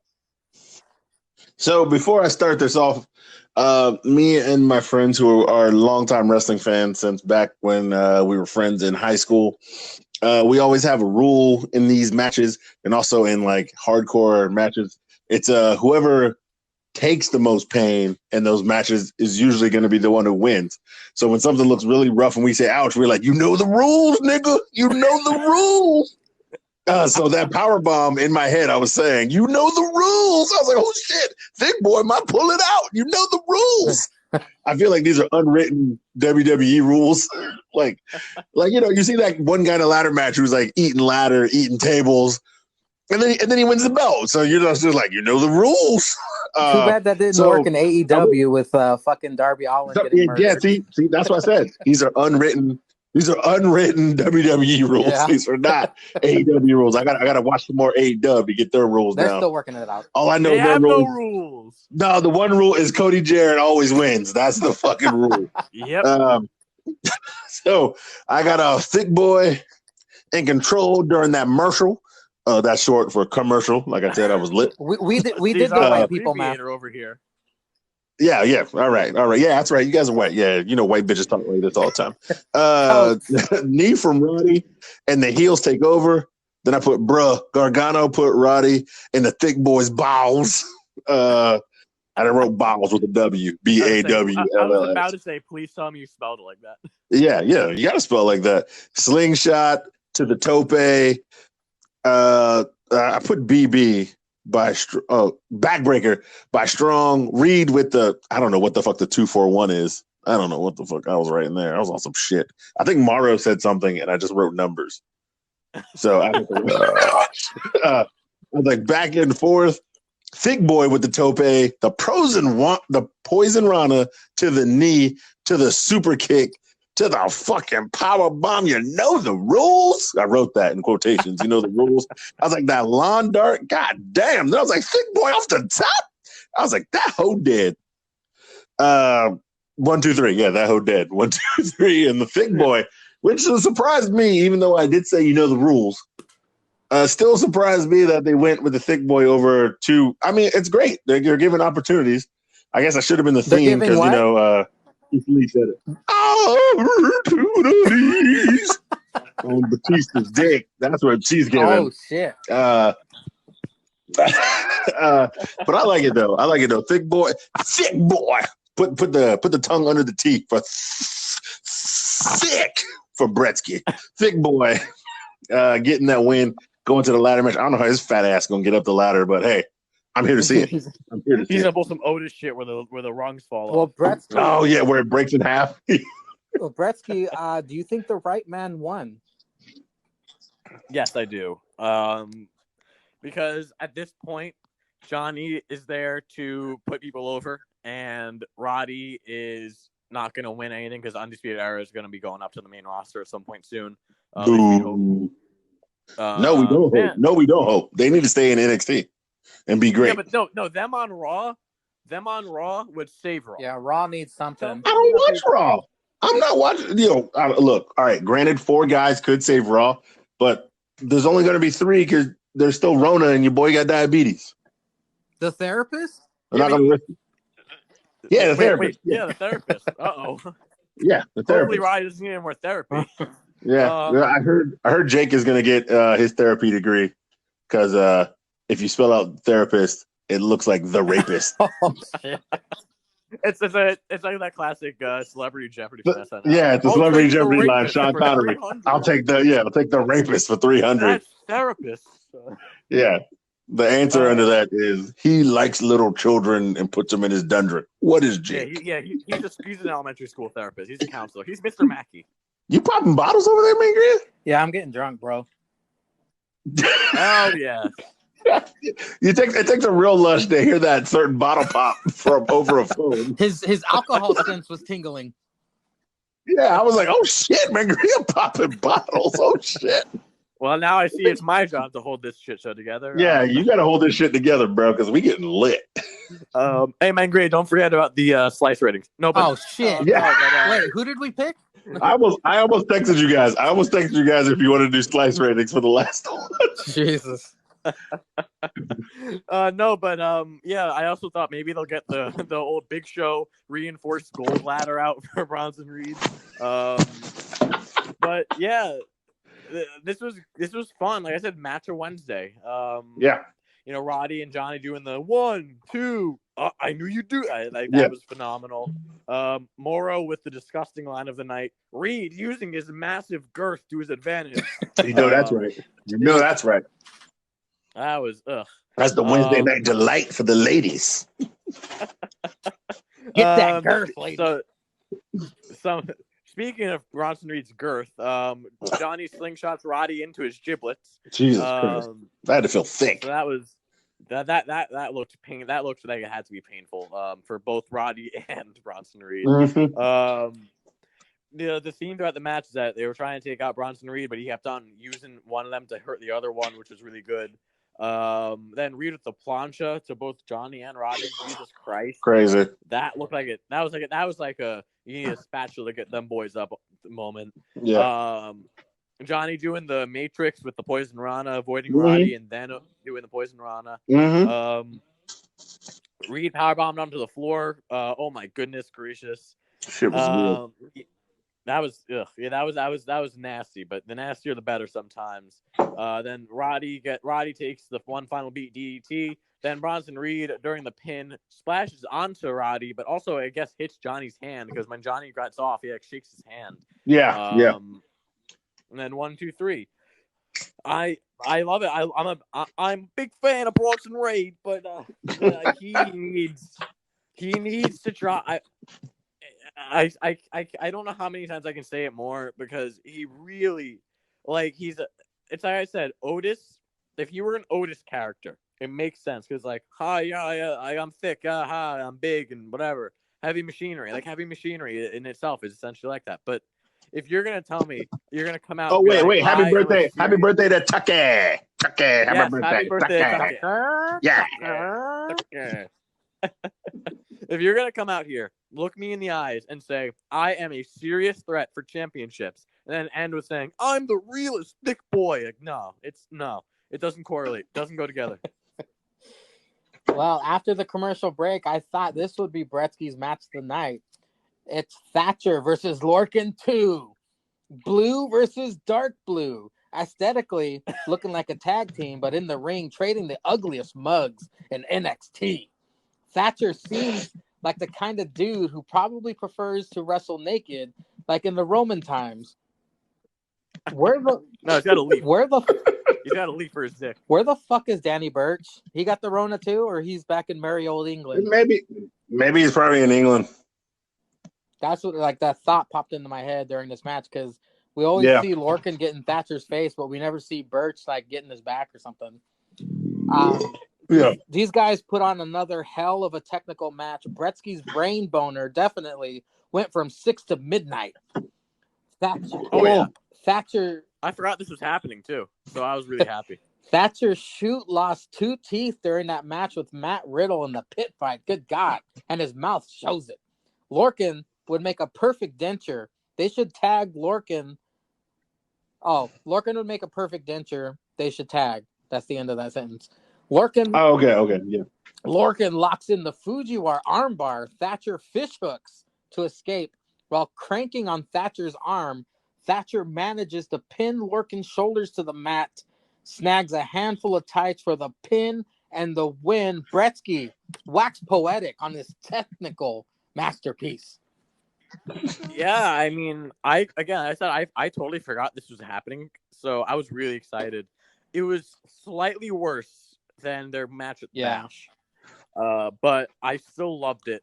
I really like what you were saying about them becoming a tag team, because I would actually really like that, where it's like, listen, where Oney Orr can be like, listen, well, no, I don't know how I feel about that though, because I like him and Birch. What I was thinking though is I would love to see Thatcher versus Chad Gable. Oh snap! That would be good. And I actually I'm not no joke. Like I can send you the note that I took with the timestamp. I thought the exact same thought that you had, but with Chad Gable as his tag partner, where it's like Chad Gable could teach him about like the Greco-Roman shit, and Thatcher can teach him about catch as catch can. They would make a pretty good tag team. That would be cool in my opinion.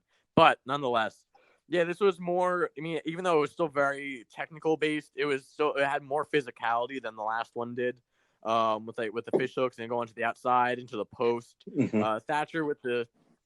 Thatcher had that sneaky pin while Lorcan had a submission on him, which is really cool because it doesn't take away from any of them. Very, very fun match. Again, slightly worse than the one at the Bash and slightly worse than the one right before it, the Triple Threat, but still phenomenal. I am a big, big fan of Timothy Thatcher. I just can't wait till he gets called up to the main roster and just called Thatcher from now on. But until then, I am very excited to see where he goes. It's announced. I know it's announced later, and we'll get to it later. But I don't know who I want to win this next Triple Threat. I want all of them to win. Well, Cesar, grace us with your drunken notes, please, for this matchup. Let's see what abbreviations you had this time. I got no abbreviations. No abbreviations. What? All. I spelled good with 2 D's though. That's how good the match was. You're making up for the other ones. Yeah. So once again, no dentures. I'm seriously getting mad. And then Oni's Lorcan hit. So I said, "Put your ones up, ho," because he had he has this symbol on the screen is like just the one finger up. So I know I had my one finger up for Oni when he was walking out, and I was singing along. I like Oni. It was Cesar's middle finger. Yeah, probably. I was like, I wrote author, but I know I meant another technical masterpiece in the building. Nice. I was like, this one is tuning more towards Oni because they're being more physical versus being more technical, where the first one was the Thatcher. Then I was like, Thatcher eats steel, but that cracker ain't got no teeth. Wrote teeth, T-E-E-F. Then I was like, bruh, that hoe stole that shit. God shit. But, G-O-D-D instead of G-O-O-D. That's what I wrote. Well, after this, we get Robert Stone and Aaliyah in the hallway when my girl, Eminem, Mercedes Martinez, approaches and joins the Robert Stone brand because she wants someone to handle the numbers and handle the business. Fellas, what is your... I got to imagine Bretsky's over the moon about this. Eminem joining the Robert Stone brand. Bretsky, thoughts? I love it. I absolutely love this. I can also see Aaliyah and Mercedes Martinez being tag champs if they stay together that long. Yes. Because it works. I'm so happy to see stuff that works towards people's characters for once, where they're actually developing the characters. Because you have Robert Stone, who's just this doof who just, he thinks he's a really good manager when he's really not. He's just an idiot, but his idiocy works. I don't know. It got Chelsea Green. It got Chelsea Green hot. It worked somehow. What did it get her? I got her a fucking tag match for Charlotte and some main event matches, and then the bitch ain't seen again. She's sucking on Zack Ryder's penis. She's sucking on some Ryder penis. Yeah, exactly. Well, no, that's her choice. Vince is like, bitch, you fucking Zack Ryder? Fire that nigga. You ain't getting on my TV. Fuck out of here, you dumbo. You should be on this Vin and Mac dick. Oh my god. But yeah, I love it because it works towards all their characters. Where Aaliyah's kind of like, hey, I'm the hot one. I don't have to worry about her, but I'm still kind of scared of her. Because you could see how kind of on and offish she was the entire time she was talking. Got Mercedes who's like, listen, I'm just here to kill people, and I don't want to have to deal with asking for matches where I can kill people, so you can do it. And you got Robert Stone who's like, holy shit, I got someone to sign with me. So it's perfect. I'm so happy that they're focusing on their characters. It's something you don't see. No one has characters anymore. I am so happy to see it. I am over the moon. Well, I can smell around the corner. We're going to get a future Mercedes Martinez versus Rhea Ripley match. Cesar, what are your thoughts? What are your thoughts on this segment? So I had to record this on my phone, and I had my Dre beats on, so I couldn't hear any sound. I just wanted to record on my phone. Then I went out to the Impala and stroked it while this shit just replayed over and over like a goddamn TikTok.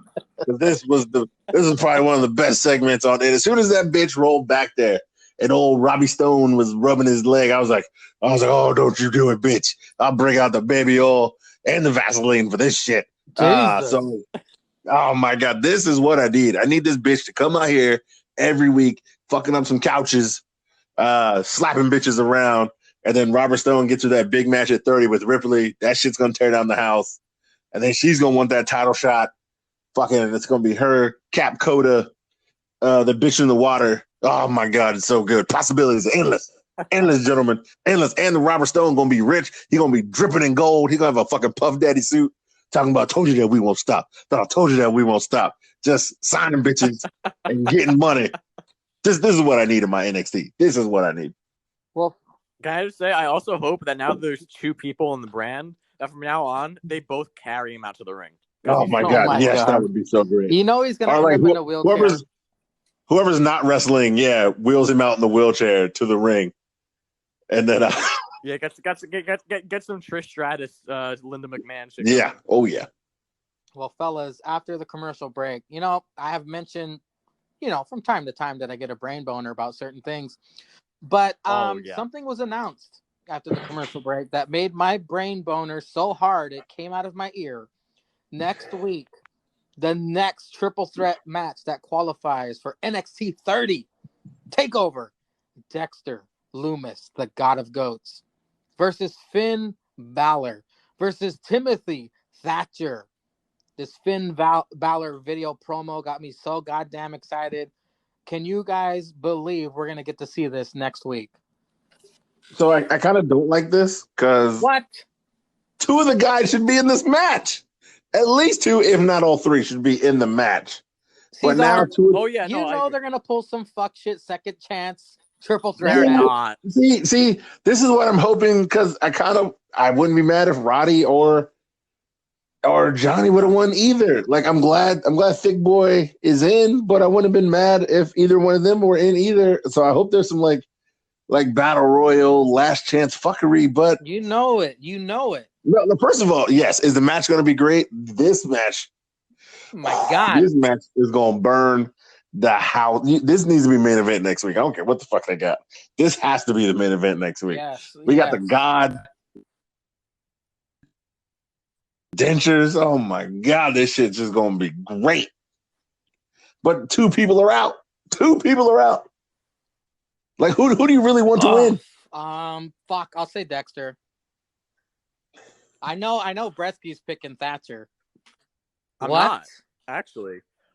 I want Finn to win the ladder match. Oh, okay. Like I want Finn to win as well, and I kind of want Finn to win the ladder match. Yeah, my legit note is don't do this to me. I want them all to win. Yes, it's gonna be phenomenal, but it's here's the thing, you have I think that for example for Thatcher's case. Thatcher can't lose a regular match right now.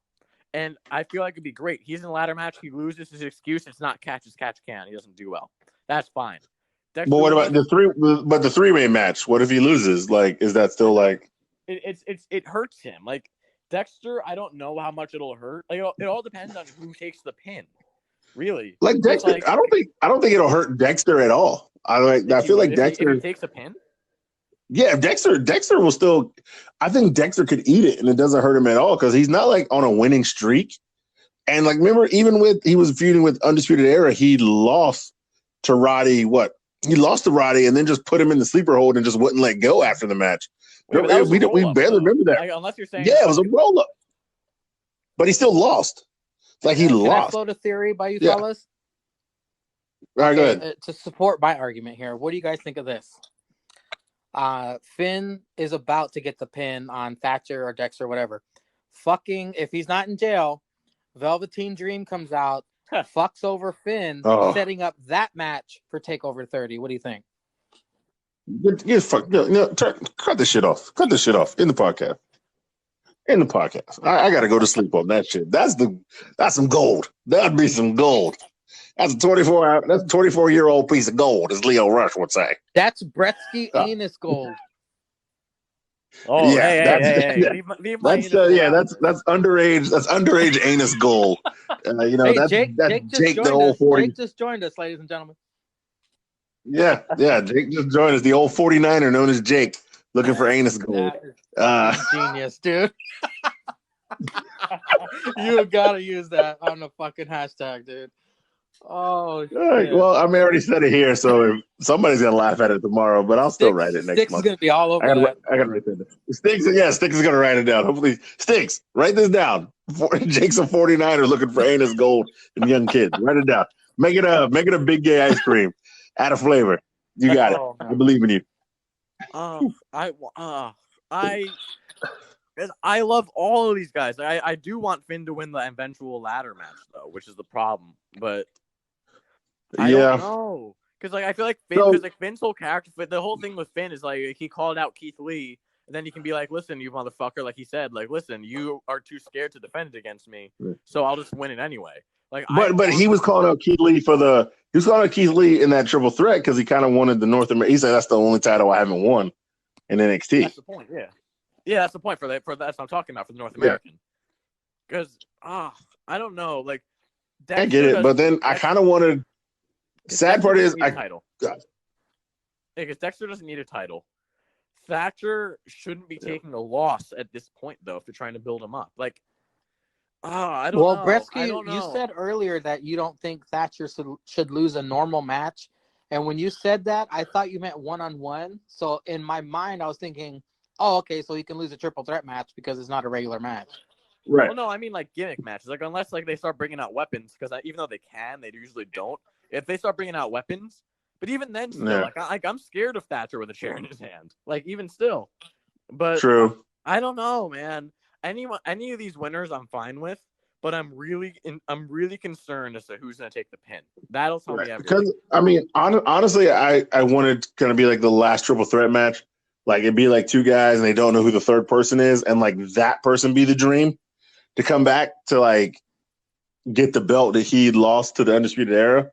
Kind of fuck shit. If they have a battle royal, or if they even have a battle royal for the 5th spot, and be oh yeah, so all you guys who lost came in. They're all right, well, blah blah, and there's uneven amount. It's oh yeah, and this one guy, and then that be the dream to come back. I think that would be awesome.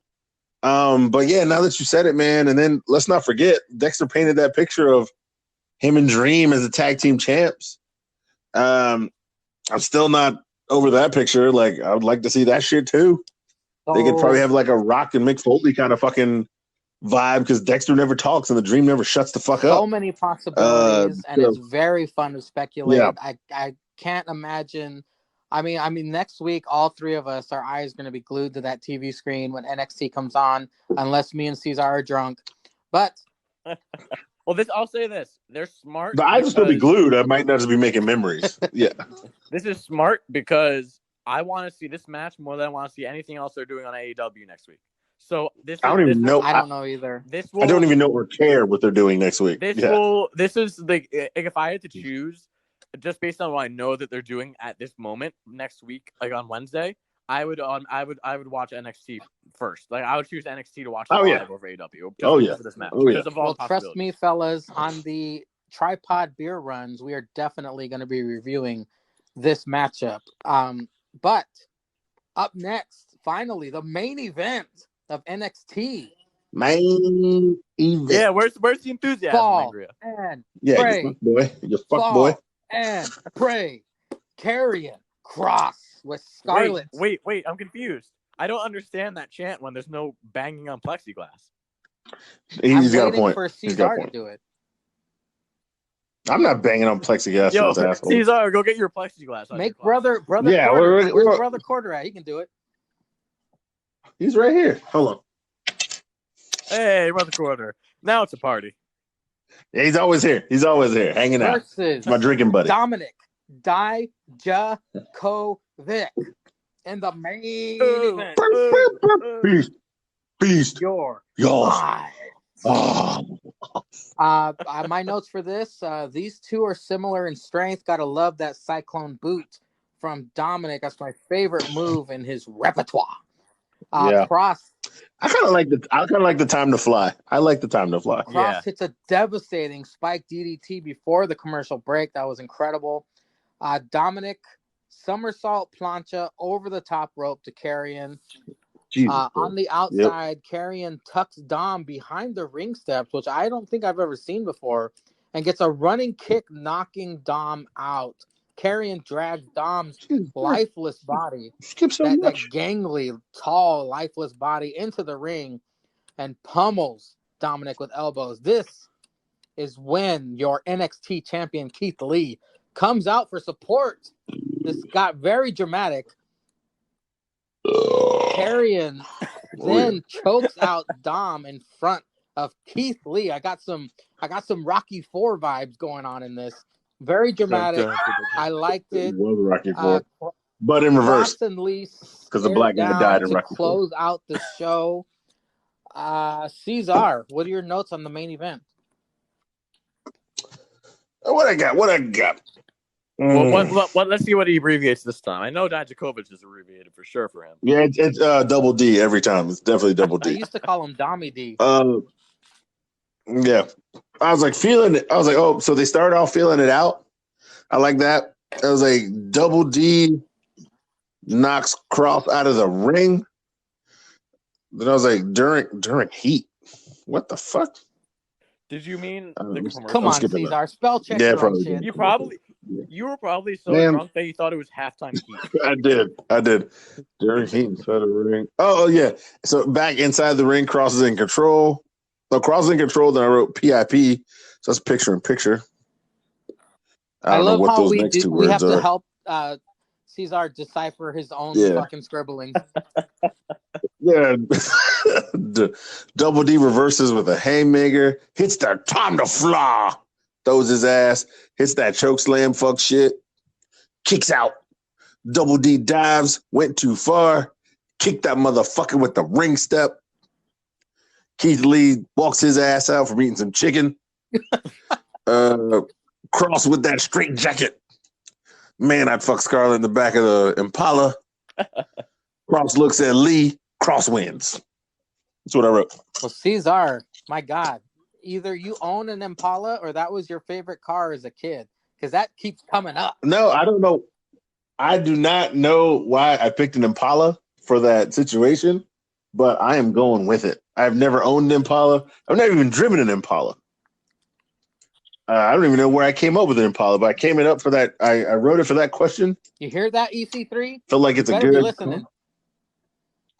Yeah, EC3. I'm just listening to this podcast. Better listen. I'm just saying. And then I don't know where I came up with Impala, but I mean, it seems like it fits. So now I'm going with it. I might buy one. What year? What year was it again? I don't know. See, the thing, the year 84. Changes. The year changes per EC3 post. 86. But I'm gonna pick 84. No, you got to go get the car from the pound. Wink, wink. Yeah. Oh yeah. Well, Bretsky, what are your notes on the main event of NXT? Well, the first thing I noticed, which I'm sure all the men and lesbian women did, was that Scarlett's puppies were hanging out tonight. So that was nice. That was pretty nice. And then speaking of Scarlett's stuff coming out, the Feast Your Eyes was countered right off the bat, which was pretty cool. Cross had a nice, interesting counter to the Feast Your Eyes off the bat. Then Dom was hanging around by the plexiglass that Cesar keeps in his closet, and Cross punched it, but Dom ducked it, so Cross punched the plexiglass, which was ow. And he didn't even sell it either. No, he didn't. Cross doesn't sell. Cross doesn't sell normal things. Yeah. Yeah. That tape saves him. Yeah. Dijak gets his shit in, which is really good. Other than Ciampa for like a half of a second, he's the only person to get like actual offense. So this match did wonders for both of them because Cross comes off as much more sadistic, and Dijak comes off as really strong for having survived him, kinda. Then the holy shit, the step spot, like you mentioned, I found it funny because when you mentioned Tucky, it reminded me back before Mania when Ziggler did the zigzag to Tucky on top of the steps, and that was a DQ. But this was not a DQ. Even though the ref came out and said, "Hey, you went too far. Get back in the ring." 1, and it was like, So the stair DQ rules are pretty clouded at this Yeah, moment. exactly. What the hell? So yes. So then Lee comes out when Cross is just kind of pounding on Dom while he's out of commission. Dom keeps on playing the great baby face during this whole thing when he's like telling him that it's his decision. He's making sure that no one else gets involved. He wants to do it on his own. Cross is brilliantly sadistic the entire time, especially towards the end. He's staring at Keith Lee. Dom passes out in the cross jacket, and that was a very fun match between two big guys. Did wonders for all of them. Very well said, Bretsky. Ladies and gentlemen, we've crossed the 90-minute mark, so we will return with your Facebook questions. We are back with Facebook questions, and it's a light load, fellas. We got 2. So I didn't even know you made Facebook questions. I pulled a favor with the #1 host of the decade. Oh, Jake? You mean Zanko? Matthew JH138. Wait, he's the #1 host yes. of the decade? No, nice. Now that we have lost an eye in a match, what's the next body part to be put on the one in the match? I'm guessing on the line in the match. Mm-hmm. What do you guys think? What could they possibly do to top an eye for an eye, Cesar? Are they going to go finger for finger? Are they going to go dick for dick, testicle? What are they going to do? Hair? They got to go. They got to go testicle. You got to go testicle because it's hidden. You can't prove a guy really lost one. You can only kick him in the balls and hit him in the kendo stick in the balls, and then he runs out of the ring and says he has ball surgery. Bretsky, thoughts? Ball surgery? Mm-hmm. Yeah, I mean, you said it. I was going to say dick. Like, they got to go dick. Or they come in and go breast because half of them got fake titties anyway. So exactly, yeah, like pull out the plastic out of your ass. Yeah, just pop a silicone titty. Who cares? Well, Mick. Yeah, Charlotte already lost that. Mm-hmm. Mm-hmm. Mick Foley's ahead of the curve. He lost an ear for an ear match. And a tooth. He lost some teeth. Oh, there we go. That's the next one. A tooth for a tooth. Oh, Thatcher already won that one. Yeah. Got it. Thatcher got it. Somebody call Isaac Yankum. Hey, this is if we want to respect people's professions on their programming, that is Dr. Isaac Yankum DDS right there. Hashtag, what is a veterinarian's favorite musical instrument? Don't care. The dog whistle? Hashtag, a Trump pet. Oh, pet. Of course, that one was for Bresky. I hate that. Sticks Adam.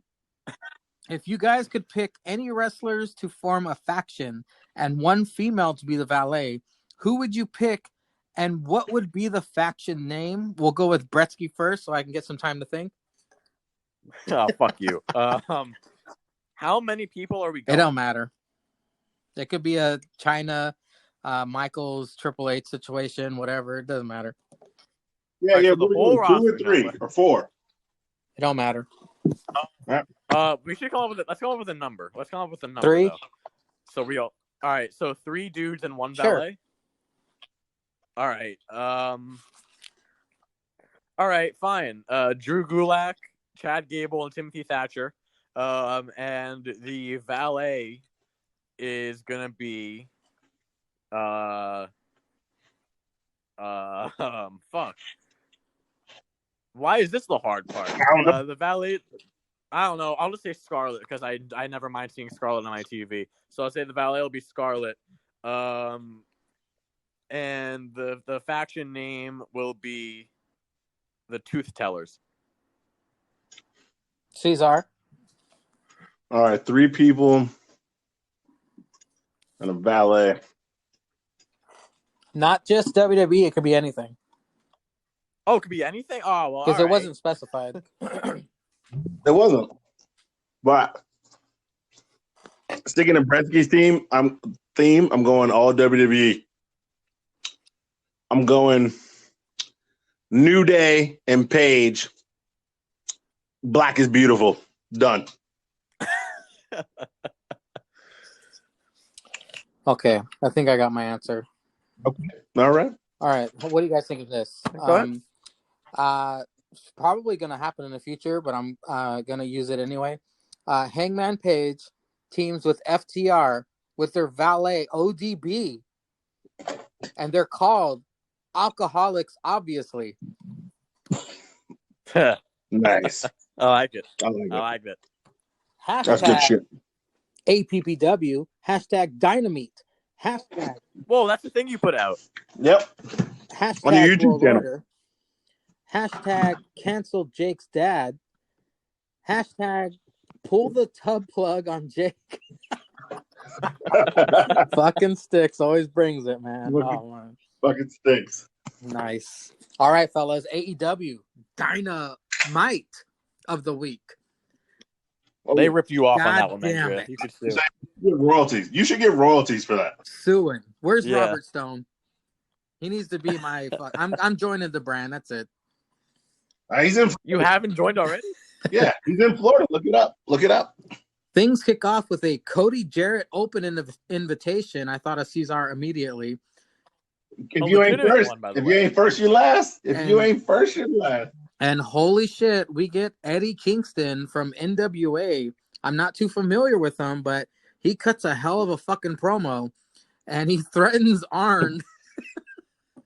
He threatens Arn multiple times. Yeah, it was great.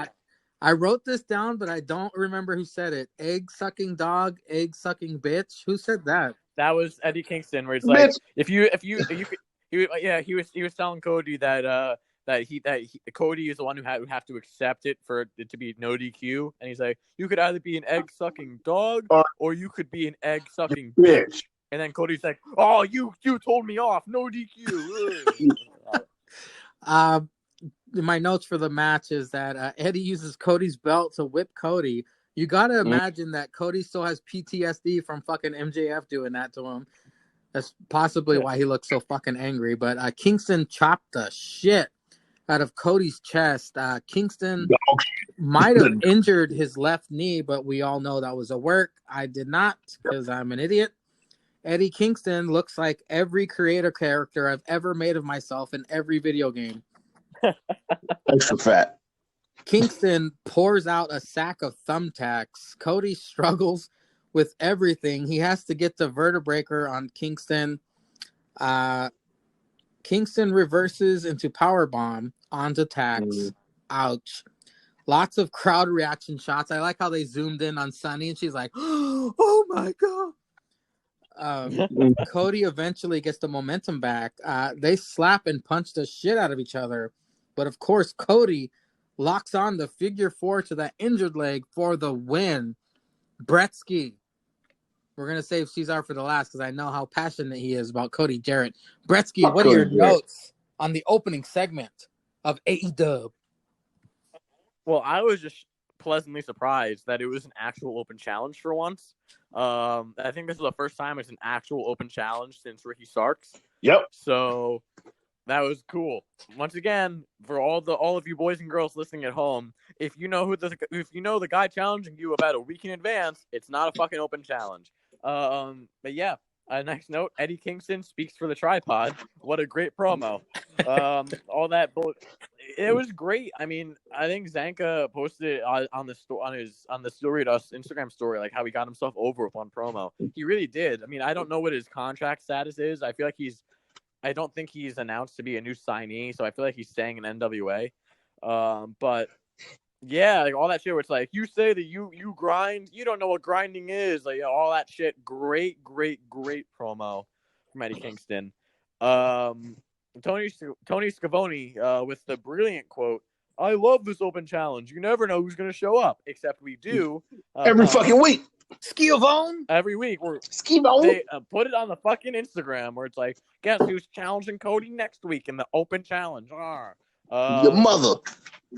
I like how when Bretsky's dissatisfied with something, he gives out a pirate arr. Arr.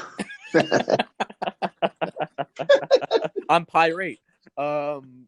Yeah, but yeah, Kingston hitting Cody with his own belt. I'm glad they finally did something with that. I'm glad there's also a no DQ because now Cody could actually do no DQ things instead of just a sneaky table thing for no reason. True. Kingston was backdropped onto actual concrete, not carpet concrete. Yep. Kingston drew Cody in with the knee and hit him with a nice looking low blow. That was a good one. Then he brought out the bag. I was so happy to see Tax. That was a brutal power bomb into the thumbtacks too. So that was bad. I think Sheeta was like, "Oh my god, something like that." Mm-hmm. So that was again good zoom in on the crowd. Of course, Cody Jarrett hulks up right after he gets hit with Tax. And then Cody beats Kingston with the figure 4. It was a shorter match than I would have liked, but it was still good nonetheless because they're all good, but they're all predictable. Cesar, preach, brother. All right. Oh, shit. Hold on. Let me put the bottle down. I still need some bourbon because I don't care about Cody Jarrett. But I wrote a whole fucking paragraph. Oh, shit. Here we go. Buckle yourself in. Wait. Did you watch AEW first? Nah, I watched it after. So what happened was I had a long day at work on Wednesday. Actually, I didn't have a long day at work. Sorry, I was off Wednesday. So I got drunk at home. No, that's right. I had to go do some fuck shit. Had to run some errands. Had to go by my favorite brewery to buy some beer. And I was trying to be back at home, start cooking dinner at 5 to have a nice dinner. Then get super lit and watch this because it was the last tripod sessions to put some stank on my notes. And I hate watching with commercials when I know I'm DVRing something. So I was watching some shit on Netflix, and I was like, all right, I'll just watch AEW at 9. It's a good hour. That way, when I fast forward through commercials, and then I was watching something on Netflix, and then somebody said something about this show, so I started watching a couple of episodes, and the next thing I know, it was 10:30, and I had to work at 10, and I was like, fuck. And I was already lit because I was watching. Then I started watching AEW. Then I started watching NXT. Then I watched AEW. So for the main event, my brain just blacks out halfway through the main event of AEW. But I was good and hot and lit for fucking Cody Jarrett in the Waffle House. I was like, oh, Cody Jarrett out first again. Fuck boy. Kingston talking that hot trash. No DQ. Oh, shit. Let's see what Cody Jarrett going to do, even though all his other matches are no DQ because the motherfucker always has a fucking table out and does some fuck shit outside the ring for 20 seconds. Don't matter anyway. Hot damn, these chops is mean. Meaner than a porn star sucking on some mean dick in the middle of a scene. I don't know what I'm talking about. Jarrett with the dive and a disaster kick. Back body drop on the cement. Damn, this dude Kingston act like he hardcore shit. What is he, some fat John Moxley? He just likes to fight and be all out of control. Kingston in control, back in the ring. I spelled Cody with an I, so Kodi. That's how I spelled Cody. Oh boy! Like on some fucking J. Cole shit. I spelled Cody. Cody hitting that bad knee, low blow, DDT, bomb on them tacks, eat them shits, faggot. Figure 4. Figure 4, Jarrett wins. Cody Jarrett retaining yet again. Motherfucker hulked up right after he got into the tag. Yeah, right after. And then they were stepping up. Did you see the bottom of their shoes? That shit was so. I was like, how thick are these shoes? So when I watched it in the back in the morning, because I just fast forward through AEW in the morning because I was like, what the fuck did I watch last night? I was like, yo, how thick are these motherfuckers' shoes? Because there were so many tacks on the bottom of both their shoes because they were just walking through them. Oh yeah. Well, after the commercial break, Mox cuts a pre-tape promo, saying, "Next time, Cage, I'm not letting go." MJF with Wardlow versus Griff Garrison. We finally get to see MJF in action after a while. MJF cuts a promo before the match to tell everyone. He says, "Tell everyone who you are, Jungle Man." Jabroni Jungle Man. MJF decks him after Griff points out that MJF has a tag loss. MJF locks in submission, bites Griff's fingers when he tried to reach for the rope, screams in some dude's face during commercial break. He got right up in some dude's face, screaming at him. MJF insists that Griff says MJF is undefeated. He finally admits it and pops the mic back into MJF's face. No DQ, I guess. MJF wins with a draping like pile driver off the second rope. I hope that's his permanent finisher. I've never seen that before, and I loved it. It's apparently called the Heat Seeker. That's my next note. Very badass. Which is called genius. The Heat Seeker. That is incredible. Genius for MJF. Cesar, kick us off with your notes on MJF's match. MJF versus Jungle Man. MJF whooping ass. MJF cuts a promo while whooping ass. MJF hits a pile driver on that candy ass in match. Short and sweet, straight to the point. Gretzky. Notes. So MJF had a great quote here. You look like you couldn't even graduate finger painting class, which was very funny. I gotta say, Griff Garrison. I don't know who this motherfucker is because I don't watch Dark, but he's 0-3. He was 0-3 on Dark. He's 0-3, so that's why I guess that he's a signee. He was doing pretty well. I mean, he was holding his own. And MJF wins with the Heat Seeker. Yeah, the whole thing where MJF cutting the promo in the middle. I love this character development of MJF. I don't understand. There's some people on the internet who are like, "Oh, MJF's not a good heel. He only talks about marks." He really doesn't. And I think this proved it, where he's so conceited to the fact that he can't admit that he's lost, even though he's technically right, but he's technically wrong at the same time. The great heel work, great character work from MJF. He only talks about marks on Twitter.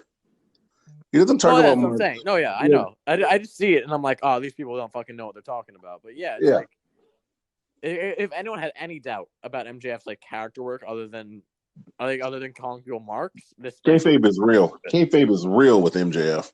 Oh yeah. But yeah, this is fun. A fun kind of way to get through the show and move along MJF's character. Well, Cesar, I'm gonna start this next segment off, but I want you to finish it because I know you'd probably do it way funnier than me. Tony Schiavone interviews Reba or Rebel about what kind of condition Dr. Britt Baker DMD is in after her surgery, septoplasty. Take it away, Cesar. Oh, so whatever it was. No, wait, hold on. What do you? Oh shit! I did not write anything about any segments this week, but I do remember this. It's a lesson of a role model. Never count a role model out. Yeah, these motherfuckers were talking outside. He asked this bitch, "What's her name? Is it Reba or Rebel?" And she was about to pop off and say what her name was, and then, as always, Dr. Britt Baker, at the perfect timing, interrupts these two fruit booties and brings all the focus to her. Still looking good with that broken nose. I don't know why the bitch can't record a cameo though. I'm just saying. Oh my god, the email I got. I hope she listens. I hope Hope someone DMs this shit to her. Fucking yeah, I said it. We over here, all three of us respect you every week. You can't record a cameo for your boys, the crew. Come on, son. I was in love with the doctor until that shit. I'm still in love, but just 20% out of love. So it's not 100% love. It's just 80%. No, we had a fight. Cesar. We had a fight. Yeah. Cesar, we're on timeout. Do some more. We're on a friendship do some more timeout. Steiner math. Yeah. I'll figure it out. I think I'm almost drunk enough to figure it out. And Rebel knows she can't even win, so she's not even gonna try. She's not even gonna try. This bitch. But they still got the role model break off.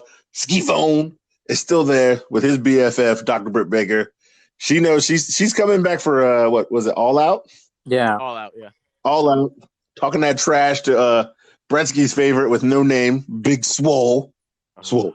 Bitch ain't gonna be swole when Britt Baker rolls her ass up with the most devastating move in all of wrestling entertainment. Y'all know what it is. The roll up, baby. Oh, she better get the roll up. She better do the roll up. Oh yeah. She better roll her ass up. Roll her ass up like Snoop Dogg with a joint. Roll her ass up. She better make it known that she's gonna do the role model, call it the role model up or some bullshit. Oh my god, that shit would be lit. The surprise roll up and call it the role model up. She has Bretsky. Oh, that shit would be gold. Bretsky, I just wrote that she calls Tony an asshole and says that she's Michael Jordan. But do you have any other further? Oh my god, I forgot about that. This segment. When he came back with the Wizards, she's like, "I'm the greatest comeback in the comeback story ever." No, that was great. Better than Tiger. I don't mean to interrupt, but didn't the Wizards make the playoffs 0 times? And then Reba comes in. I watch Space Jam all the time. And Michael Jordan always beats them on stars. She's like, "Shut the hell up!" Oh my god, killed me. Yo, these bitches know how to cut a promo. Swear to Christ, these bitches know how to cut a promo. Oh my god, and phenomenal, and I just love the fact that you can tell the seeds are being planted for Reba, Rebel, whatever, to kind of turn on Dr. Purveyor DMD down the line. With Tony Scavone going like, "Oh, so I love that too." She's been there for months. It's like, by the way, what's your name? What's your real name? And she's about to say, you could tell like her eyes are like rolling in the back of her head, and it's like Reba, and like, oh my god. Yeah. We got the fourth rule. The fourth rule of being a role model: never count a role model out. Genius promo work all around. Great character work, and it comes back with Big Swole later on. But I am excited for All Out, even though I won't buy it. I'll try to catch the free version on YouTube. I'll send you the links in the chat. Oh yeah. I can count on Cesar to hit me up with those links. Well, after this, Cage with Taz come out, and Taz explains why he threw in the towel to protect his investment.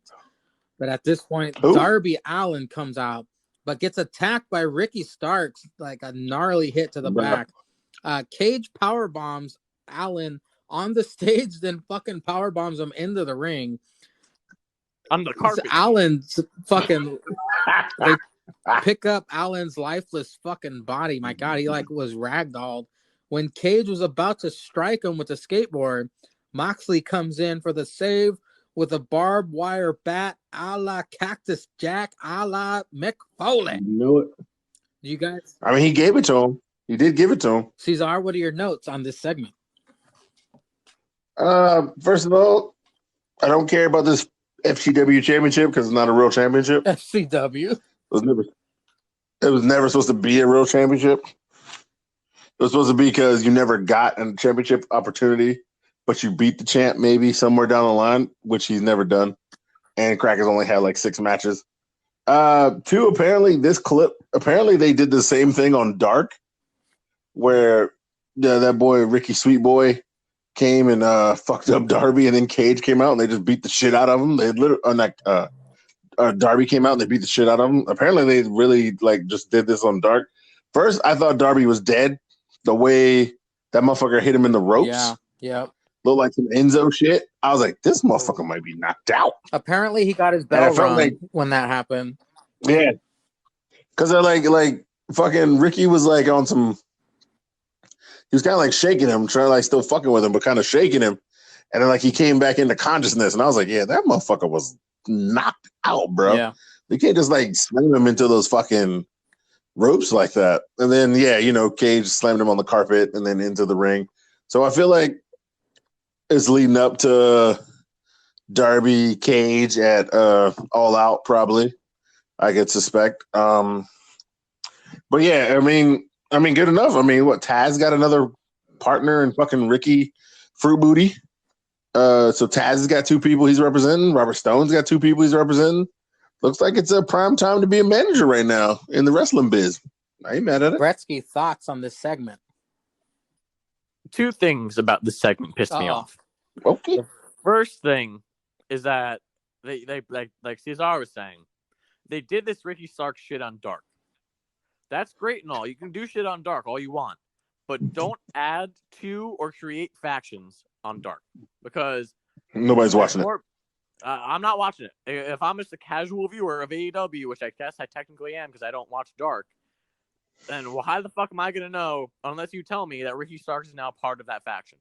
Don't do that shit on Dark. You can continue it on Dark, but don't start shit on Dark. That's the same point to people like Ivelisse and Diamante coming out as if I know who they are. Why am I expected to know who these 2 ladies are? You never give me a hype package about them. You never told me who they are. Why do I know who they are? But The other thing that pissed me off is that I saw online, I think it was on Instagram comments about Darby, where someone was like, "Oh, why are you pushing him? His gimmick is just he's a skateboarder." And people, all the AW marks were like crying, like, "No, you don't know that. Like, you clearly haven't been watching him for many years."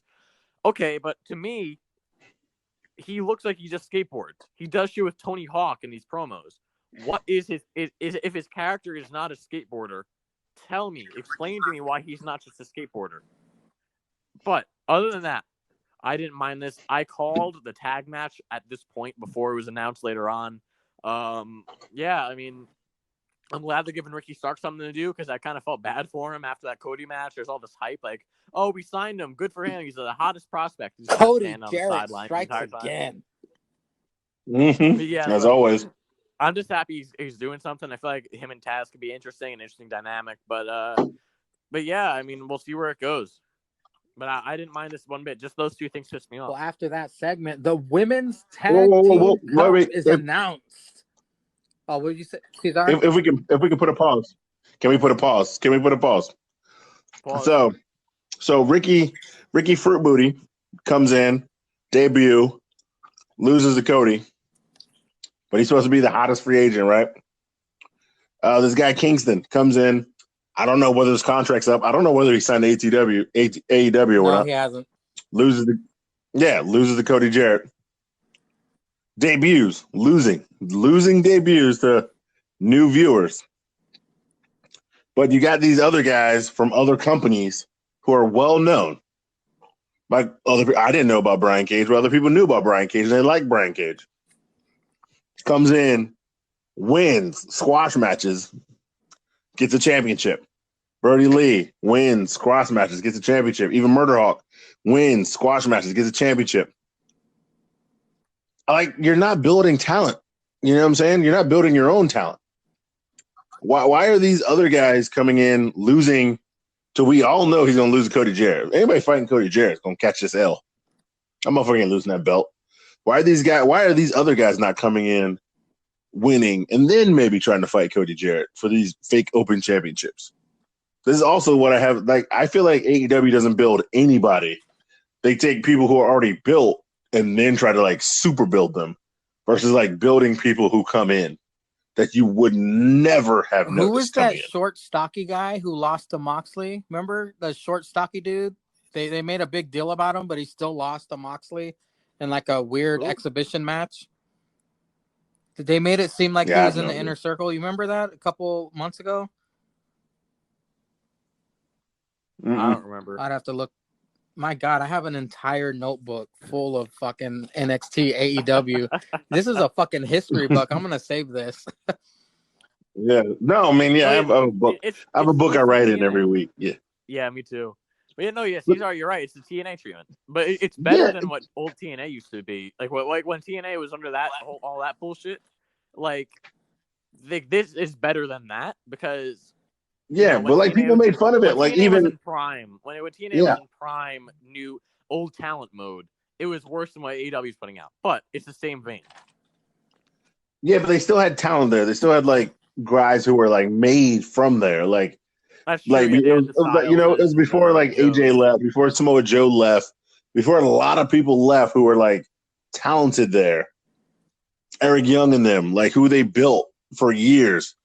And like they were all talented and made guys. So if they went any there, they were made guy. But like AEW is literally on some like flavor of the month shit. And like this is what I keep saying. Like these guys come in, they get hot, and then you just don't know what to do with them. Like seriously, what's Burley doing? Trying to record people to the Dark Order? He's got the biggest faction in AEW. Why are you still recruiting people? You literally have the biggest faction. Your tag team was ranked in the top 5, and that means they can get a title shot. But now they're number 1, I think. They're number 1. See, so his tag team is number 1, but then he's tag teaming with Colt Cabana and getting wins. So how can 2 Dark Order people be in the top 5 trying to fight for the tag team championship? That makes no fucking sense. Like that's what I'm saying. These guys come in, they get hot, and then you don't know what to do with them, and then you stick them with people. Like that's what I'm saying. I don't. Yeah, whatever. God damn, that was back when AEW still had a crowd when that dude that I'm talking about was there. I still can't find his goddamn name though. Shit. Okay, no, you're right. I agree with you because I understand that it's more of a wrestling show for like the marks, but you still have to build up new people. Like even though because, no one's new, no one they have is really other than like Anna Jay. No one's really homegrown, and I see they're trying shit with Anna Jay, kinda. So that's fine. They're trying shit with the women, which I totally get. Yeah, but I mean, like, no, I agree with you. Like someone like Darby Allin. If you're like, apparently he was already other place. Like no one's new technically. No one's homegrown, but you have the people who are lesser known from outside who are just starting. Like MJF, you could consider him a homegrown talent, even though he was MJF in other promotions. He was never MJF to a wider audience. A wider audience, right? And what is he doing? Like it's literally like he's tweeting. He has no opportunities at champion. Opportunities, in case Mangria is going to be on some fuck shit. None at titles, right? Even though he's beaten Cody Jarrett, Jeff Cobb on multiple times. Jeff Cobb. Holy fuck! I forgot he was there. Oh my god! Seriously? Cobb?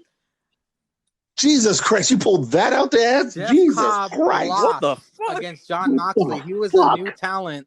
But I mean, he was only there for like a couple matches, but he lost. I'm just trying to support your argument, Cesar, that new dudes that are built up get defeated like immediately. Get defeated. Their first match, they get defeated. Now, see, I'm not mad that Matt Hardy technically lost his first match because he's fucking Matt Hardy. Yeah. He's like damn near a legend. He's going in the hall. A legend can lose all they want and have one great match and win. And they're a fucking legend status. We get that. But guys, like, this is what I'm saying. Like, this is what I'm saying about this record shit and all this fuck shit. Guys, first year, like Jungle Boy he lost damn near every singles match he had. Like Joey Janela would lose every singles match he had. And JR would be like, this is a hot up-and-comer in AEW. And his record would say 0-8. Well, hey, Cesar, Griff is a hot up-and-comer. Yeah, hot up-and-comer. Motherfucker's 0-4. First of all, he's 0-3 on Dark, which nobody watches. And then he's 0-1 on Dynamite. Oh, man. And he gets embarrassed. Dynamite? And he gets in Dynamite. Yeah, Dynamite. Yeah, I realized I said it. So he's 0-1 on... Yeah, free plug, baby. Free plug, baby. Dynamite builds up stars better than AEW because everyone in Dynamite is homegrown. It does. Thank you, gentlemen. Dynamite builds up everybody. Everybody gets a match on Dynamite. You talk some shit to Mangria, you get a match.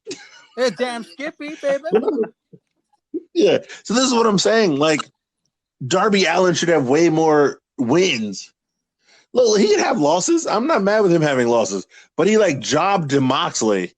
And you mean to tell me, like, Moxley buried Darby Allin, like some Triple H bury. And you mean to tell me he's supposed to go one-on-one with Brian Cage? Can I ask you this? What if Darby Allin beats Cage? What do you think that's going to do to Cage? That's what I'm saying. It's the Dolph Ziggler treatment. I'll tell you this. It's like Dolph Ziggler. Because ever since like Survivor Series 2014 was his last great, like where you could say, all right, I could see him main eventing WrestleMania. That's when everybody was like, yo, Dolph showed his ass. He's about to get the title again. It's about to be real. Yeah, you're right. Exactly. And that was the last time because I at this point I can still see him as US or tag or IC. I can still see him as he's still a threat. But ever since then, and ever since he lost momentum, then you put him in a title feud for the WWE or Universal title. I don't buy it. You know, it's just a transitional. Right, because like, I think Vince doesn't have faith in him because he had the title twice, and then he got concussions. But that was like 8 years ago. Like he's back now. He's having these great matches. He had that great feud with the Miz. It's just like, but Dolph, but he's built up though. He's been a champion. He could be. They never pulled that trigger. Yeah. But Darby, if Darby beats Cage, then Cage is essentially Dolph Ziggler. How can I ever believe that he's going to be winning? How can I ever believe that he's going to be a champion? And same thing with all these guys that they bring in, the big guys. But how can I believe it? How can they're all Dolph Ziggler to me. I know they're not going to win. Like, what faith do I have in Murder Hawk? That, fine. He can't beat Cody. But he comes out and punches some small dude in the face. Well, I know you can beat up small dudes. You're a fucking Murder Hawk and Jake and fucking Jake the Snake jerks off to you beating up people. Yeah, you beat up old fruit booty Sonny Kid. Well, that is coming Good for up. you. That is coming up, guys. Let's get back on track. You beat old Joey Janela. I don't give a fuck. But yeah, get back on track. I'm sorry. This is like some beer run shit. The Women's Tag Team Cup is announced. The deadly draw coming this summer. Thank Christ it's not Women Tag Team Championships. I wrote down this is what WWE should have done. If you think these hoes ain't getting belts at the end of this fuck shit. No. You know it. No. If you think these hoes ain't getting belts. They're going to look into the cup and be like, wow, what's that shiny thing? And then Brandy's going to pull it out and say, yay, championship. Wait. You think Brandy's going to pull a Stephanie and be like, ladies, let's make history? Oh, you know. Yeah. You know it. Who's she married to? No, Cody Jarrett. Tell me who she's married to. You goddamn right. Brandy Jarrett. She's Brandy Jarrett. Brandy fucking Jarrett. Well, besides that, are you guys looking forward to this? No, I'm not. You gotta think of the positive though. It could build up some women that we don't get to see. Okay, look, but what does it matter? Only positive I saw was on Anna Jay's Instagram. She's like, I need a partner so I can wrestle. I was like, yeah, bitch, I need to see you on TV and not just IG thotting around. That's the only positive I got. Wouldn't that be funny if she tagged with Abaddon? Oh, Jesus Christ. But like, stop forcing women's tag team wrestling down our throats. It can be good. We know it can be good. But if you combine the amount of women's tag teams that are actual tag teams, AEW doesn't have any. Because even the Nightmare Sisters are barely a tag team at this point. Like, right. Because they hate each other. And God, they're going to win, aren't they? They're good. Of course. It's Cody Jarrett. No, but Cody all Jarrett's these other people, like they're showing, it's like, oh, I wonder, like Evil, like later on, like when you get to Evil East versus Diamond, whatever her name is, I forgot, Diamante. They at the beginning of the thing when they're punching the shit out of each other, JR's like, I wonder if these two will tag together. Like they're not actual tag teams. Build up women having alliances with each other first, because at least you have in WWE, if you want to look at women's tags, when you had Shotzi and Tegan, they'd been allied for a couple of weeks. That makes because they hate the mutual heels, so they at least been a team. Yeah. That makes more sense than this bullshit. Stop forcing women's. Just because you have women's tag teams and matches doesn't mean you're progressive. Is there an official women's tag team at all in AEW? The Nightmare Sisters, bitches gotta make teams. The only tag team is the Nightmare Sisters because they have a name, and they want these bitches to make teams or find somebody to team with to like be in this fucking tournament, and these hoes are gonna get belts at the end. Well, I'm gonna remain optimistic about this, fellas. I know you got your criticism. I'm usually the one remaining optimistic. Apparently, I think it's gonna be good. I'm gonna predict right now it's gonna be good. It could be some good wrestling. We all know. Well, wait. You predicting wrestling, you're always wrong because you always lose every prediction. So, I this is a guaranteed loss. I doomed them. Yeah. Oh no. You doomed him. You pulled it. You pulled the trigger. God damn it. You're the jinx. Well, after the commercial break, we get Jericho with the Inner Circle interview. Jericho's still upset about his $7,000 jacket. Makes fun of Jurassic Express. We're gonna make them extinct. Do you guys have notes on this funny interview segment, Cesar? I just laughed at Jericho. Like I said, I didn't take any notes on any promo or interview. Bretsky? I only took notes on wrestling. Oh, yeah. Because at the end of the promo, he looks at Santana and goes, do I still smell like orange juice? Santana looks at him, sniffs it deeply, inhales that jacket, goes, yeah. Yes. Jericho storms off. Hager fucking slaps. He's like, what are you doing? He goes, well, what do you want me to lie to him? Lie to him? Yeah, that's actually funny. It's funny that he's still wearing that jacket, too. Yeah, it's been 2 weeks. I love how he tells Alex Marvez, who, by the way, fuck Alex Marvez. He's like, what color is my jacket? He goes, orange. Or what color should it be? White? Yeah. Always. And fucking JR mentioned that shit later. He's like, when he was on stage with us, that jacket stunk. Yeah.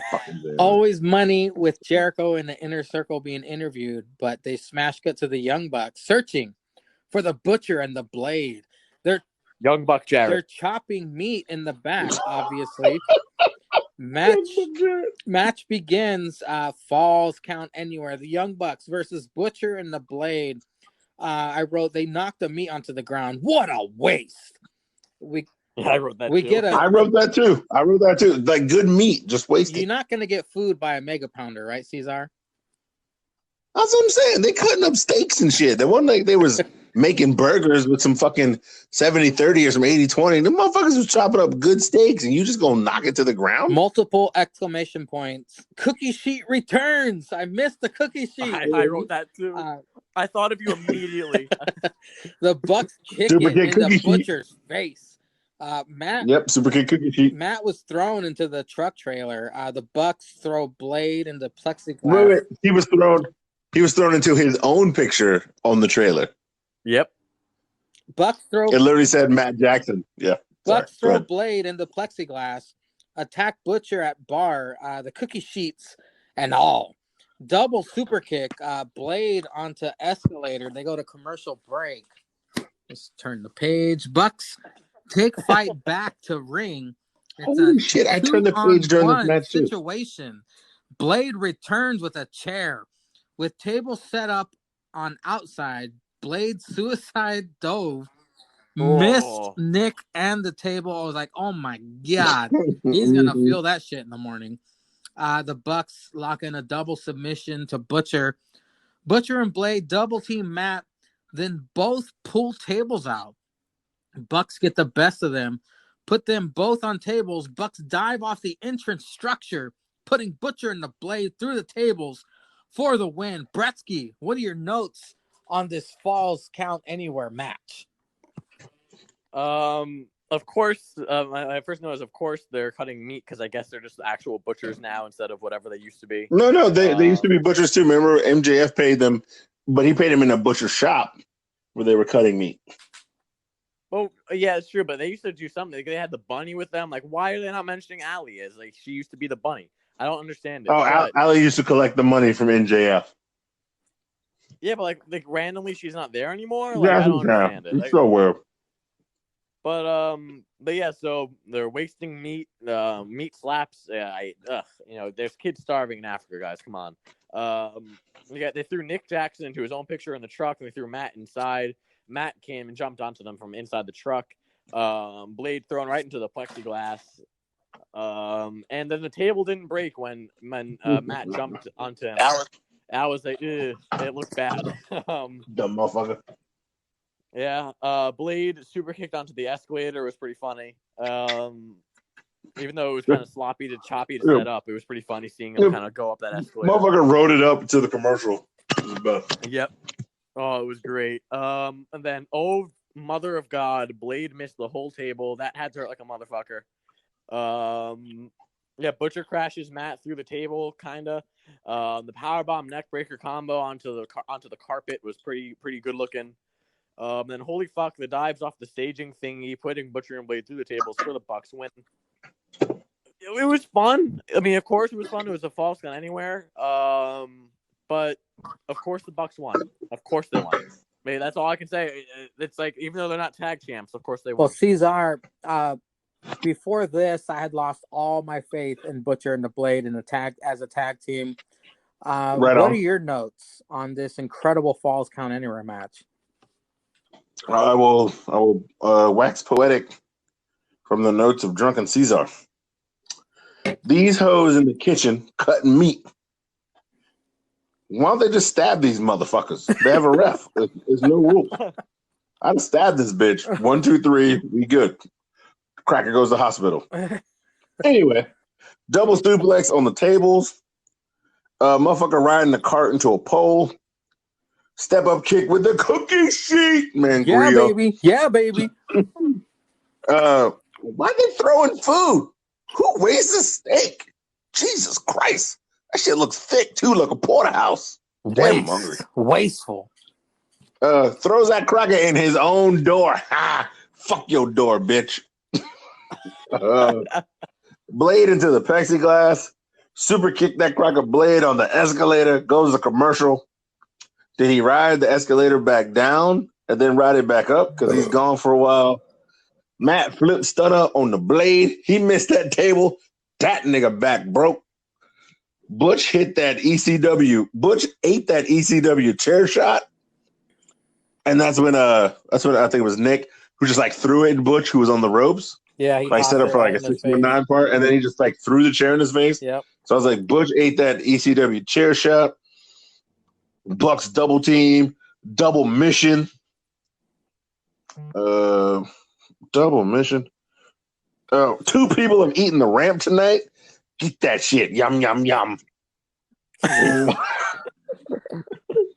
Both dives, shit's over. Bucks win because they fuck with Jarrett, as we know. Glad I didn't get to see all that dumb money pop out on their entrance. But the Bucks Oh, win. yeah, that's right.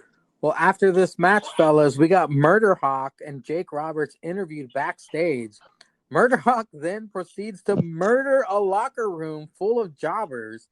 My favorite note of the night has him smashing some dude through the ceiling tile.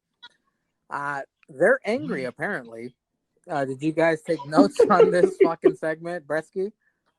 Yeah, I just laughed. I just put, oh God, Archer threw a dude through a mirror and then a dude through a ceiling. That was fucking awesome. And by the way, that promo that Jake and them were cutting, the whole thing was essentially what Cesar and us are all saying. Like, we come here and we dominate. Why don't we get any opportunities? So wait a minute, Bresky, you don't get any what? Oh, fuck. Say it. Opportunities. Yeah, boy. I forgot. But the sad part is you had an opportunity. You had an opportunity. You lost it to Cody Jarrett. You guys, let's do it on 3. 1, 2, 3. Opportunity. Oh, damn it, Cesar. I thought you and I were going to just let Mangria do it. Oh. After the... So me and Mangria are like, I knew you were going on 3. I knew you weren't going on 3, you son of a bitch. God damn you, heel Bretsky. Heel Bretsky. I knew you were going on 3. All right, wait. Time out. Have you seen Dana's Instagram lately? Tell me you wouldn't take a fucked up opportunity on Dana right now. Perfect dick sucking lips, dude. Oh yeah, she does. Yeah, dick sucking lips, them titties. Yo, Dana can get in the back of this Impala if she wants. You know the animal tore that shit up. He had to be. He was spitting game. I know he smashed with that big old penis. Music was playing in the background.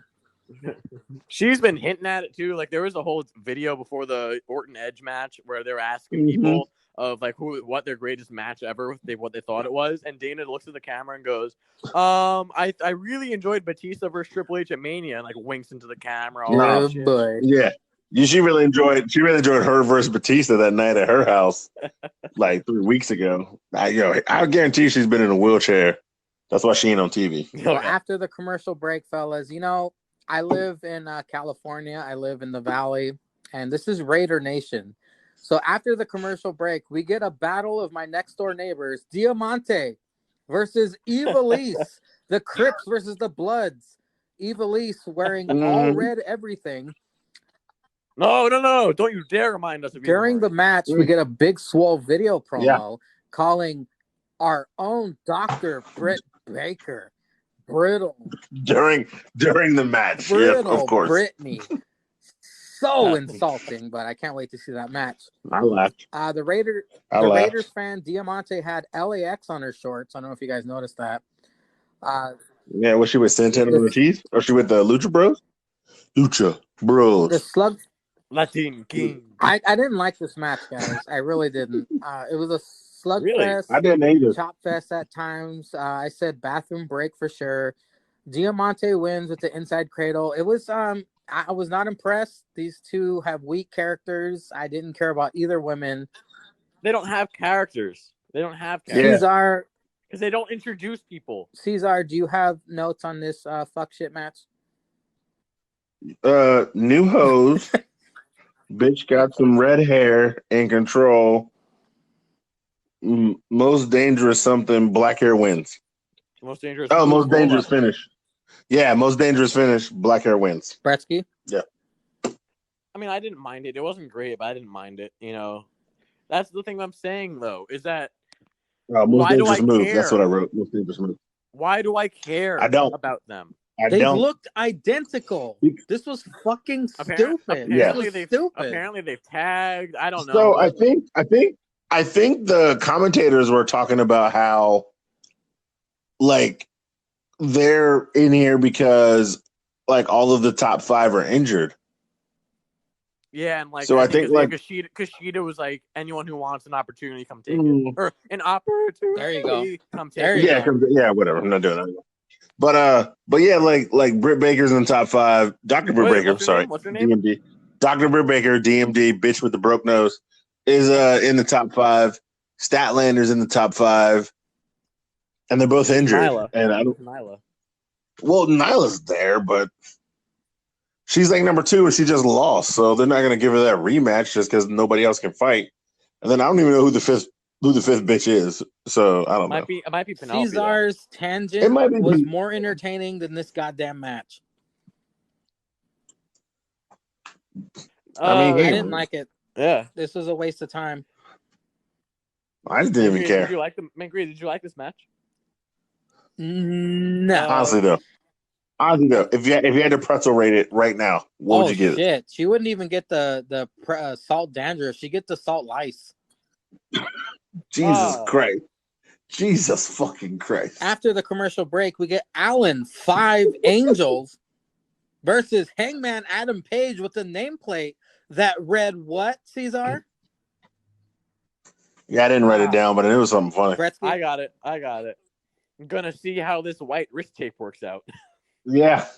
I knew it was something funny. I didn't write it down. Allen Angels giving off El Generico vibes aesthetically. Oh, hang on. Hang on, guys. PC Twitter just left a message for me.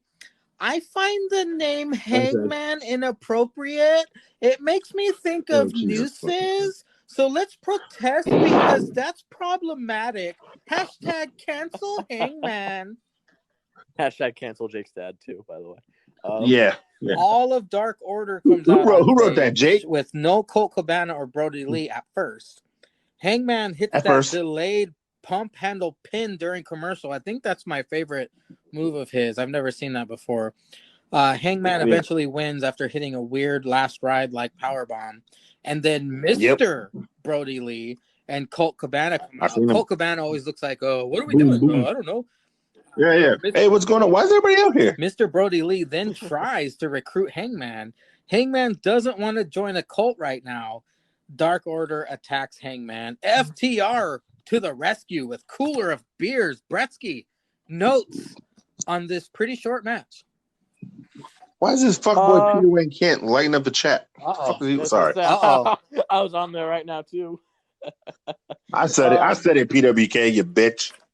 Focus, fellas. You lost to your boy. Yeah. Sorry, the pyro for Hangman was late, which was pretty funny. At some point, Hangman came over to the camera and says, "I gotta clean this boot up. It's ostrich," which is pretty funny. And yeah, I mean, 5 is showing out. 5 has a lot of potential, like they were saying. Hangman. Oh fuck! I closed the notes. Hangman wins with a weird last ride kind of move, which I've never seen him do. Yeah, it was fine. Then at the post match festivities, I like how Mr. Brody Lee, like they mentioned on commentary, how he brought Colt Cabana back to the back so he wouldn't see what was happening, which was pretty cool. Pretty cool nuanced storytelling. But yeah, did you wanna hold off to talk about what happened after? Well, Cesar, my apologies. I turned the page and I have more notes. Of course you did. It says Omega shows up late. FTR hand Hangman a beer, and the tag team championship match is booked for next week. Hangman and Omega versus Dark Order. Okay, go ahead, Bretsky. Yes. I should have turned the page. So yeah, I was just kind of waiting for FTR to come out once they started beating down on good old Hangman. They did. I love how they used. Not only did they use the cooler as a weapon, but when they did, all the beers started rolling around. It was pretty funny. It was a weird visual. And then Kenny came out late. I think JR said he was in the shower. Yeah, he must have been in the shower. He's late to the party. Yeah. Yeah, I mean, I like how they're pushing this dynamic. I'm excited for next week with the Dark Order match. I can't wait to see what fuck shit's involved. I know I'm gonna get pissed off about it because it's just going to be transitional to push a different story, but it's still going to be a good match probably. So, we'll see. But I like what Well, tonight. as soon as I saw that cooler explode and the beers rolling out all over the place and falling out of the ring, I thought of Cesar immediately grabbing his Schneiders and throwing it at the TV, saying, "What the fuck?" I did. I literally wrote that down at the end of the notes. Cesar, go ahead. Wax poetic. All right, so I was like, all right, so Hangman out of the gate and the boot. Now the fuck boys come out and staring at the match, but they ain't no Loomis because Loomis likes to jerk off in the back. Nobody's jerking it on stage. I was like 5, but they calling him Angel. Why does this motherfucker have a name? He should be 5. The V. It's like, yeah, V. Call him V because he's a pussy. I saw some shit. I was like, 5 is hot in this picture. I was like, Hangman with the mean clothesline out of the gate. He's whooping ass again. Hits this last ride cracker shit. And then FTR comes out the back with the cooler. I was like, first of all, they had to clean up all these tacks from Cody Jarrett. Now they got to clean up ice and beer. Like, yo, the ring dudes is getting. Are they in overtime? Who cleans up all this shit? And that's all I wrote.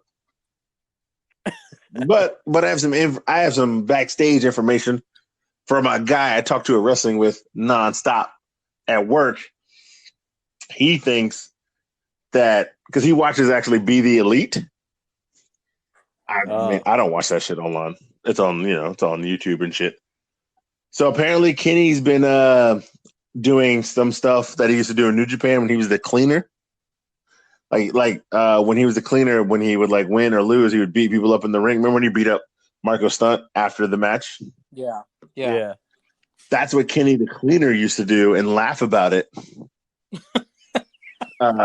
So that's what they're saying. Like they're trying to, and then they keep saying like, "Oh hey Kenny man, I know you had some clothes to do. Did you go to the cleaner today?"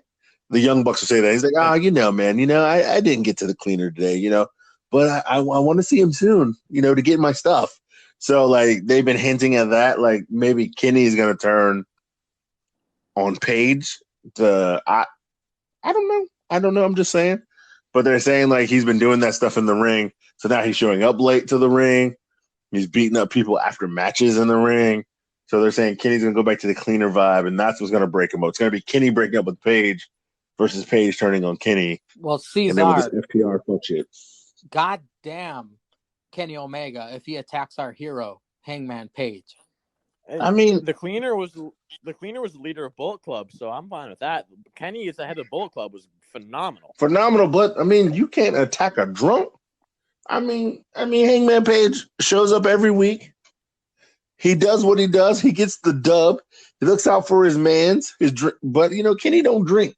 Hangman don't need no partner like Kenny. You can't trust a man with no vices. Yeah, Kenny drinks 2%. He don't like beer. See, if me and Hangman were tag team champs, we'd be tag team champs forever. Fuck that Robin-Noodle-haired bastard. Yeah, we'd get lit. We'd stay lit. We'd be lit in the ring. And then we go out for drinks and fucking hoes afterwards. Goddamn right. We'd be the champs forever. Wouldn't even want no other title. Well, fellas, I know we're all looking forward to Dexter versus Finn versus Thatcher. But they announced next week's AEW card. Like we had mentioned already, Hangman and Omega versus Dark Order for the Tag Team Championships. AEW Women's Champion Hikaru Shida versus Diamante. I don't know if that was the Raiders one or the All Red one, but who cares? That was the Raiders one.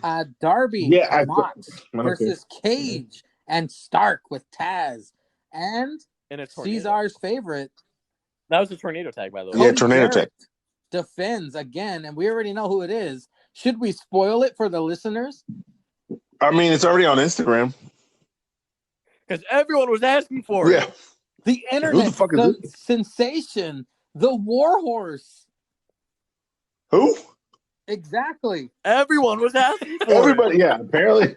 Bro, when I saw that top comment with that motherfucker wrote, "Who's asking for this?" And AEW on TNT said, "Everybody across all our social media." And I almost wrote back, "Motherfucker, what? I didn't even know who this bastard is." Nobody knows who that is. Nobody knows who this guy is. And that's a good thing because the majority of the comments on AEW's Instagram post about this were who? Exactly. I don't know who was asking for this. Well, fellas, get ready. I have 3 paragraphs about the main. Oh, there's also another match they announced. They forgot about the other match they announced, which is the 5-on-5. Yeah. Isn't that at the end of the show, Bretsky? Well, I mean, just relax, Bretsky. Right. Relax. I thought you were just going over the card. And let me wax poetic here, buddy. The main event of Dynamite: Jurassic Express with Chucky versus Jericho and Hagar with Santana and Ortiz. Jake and Jericho working on Lucha's left ankle. Lucha's left ear did get busted open early in this matchup.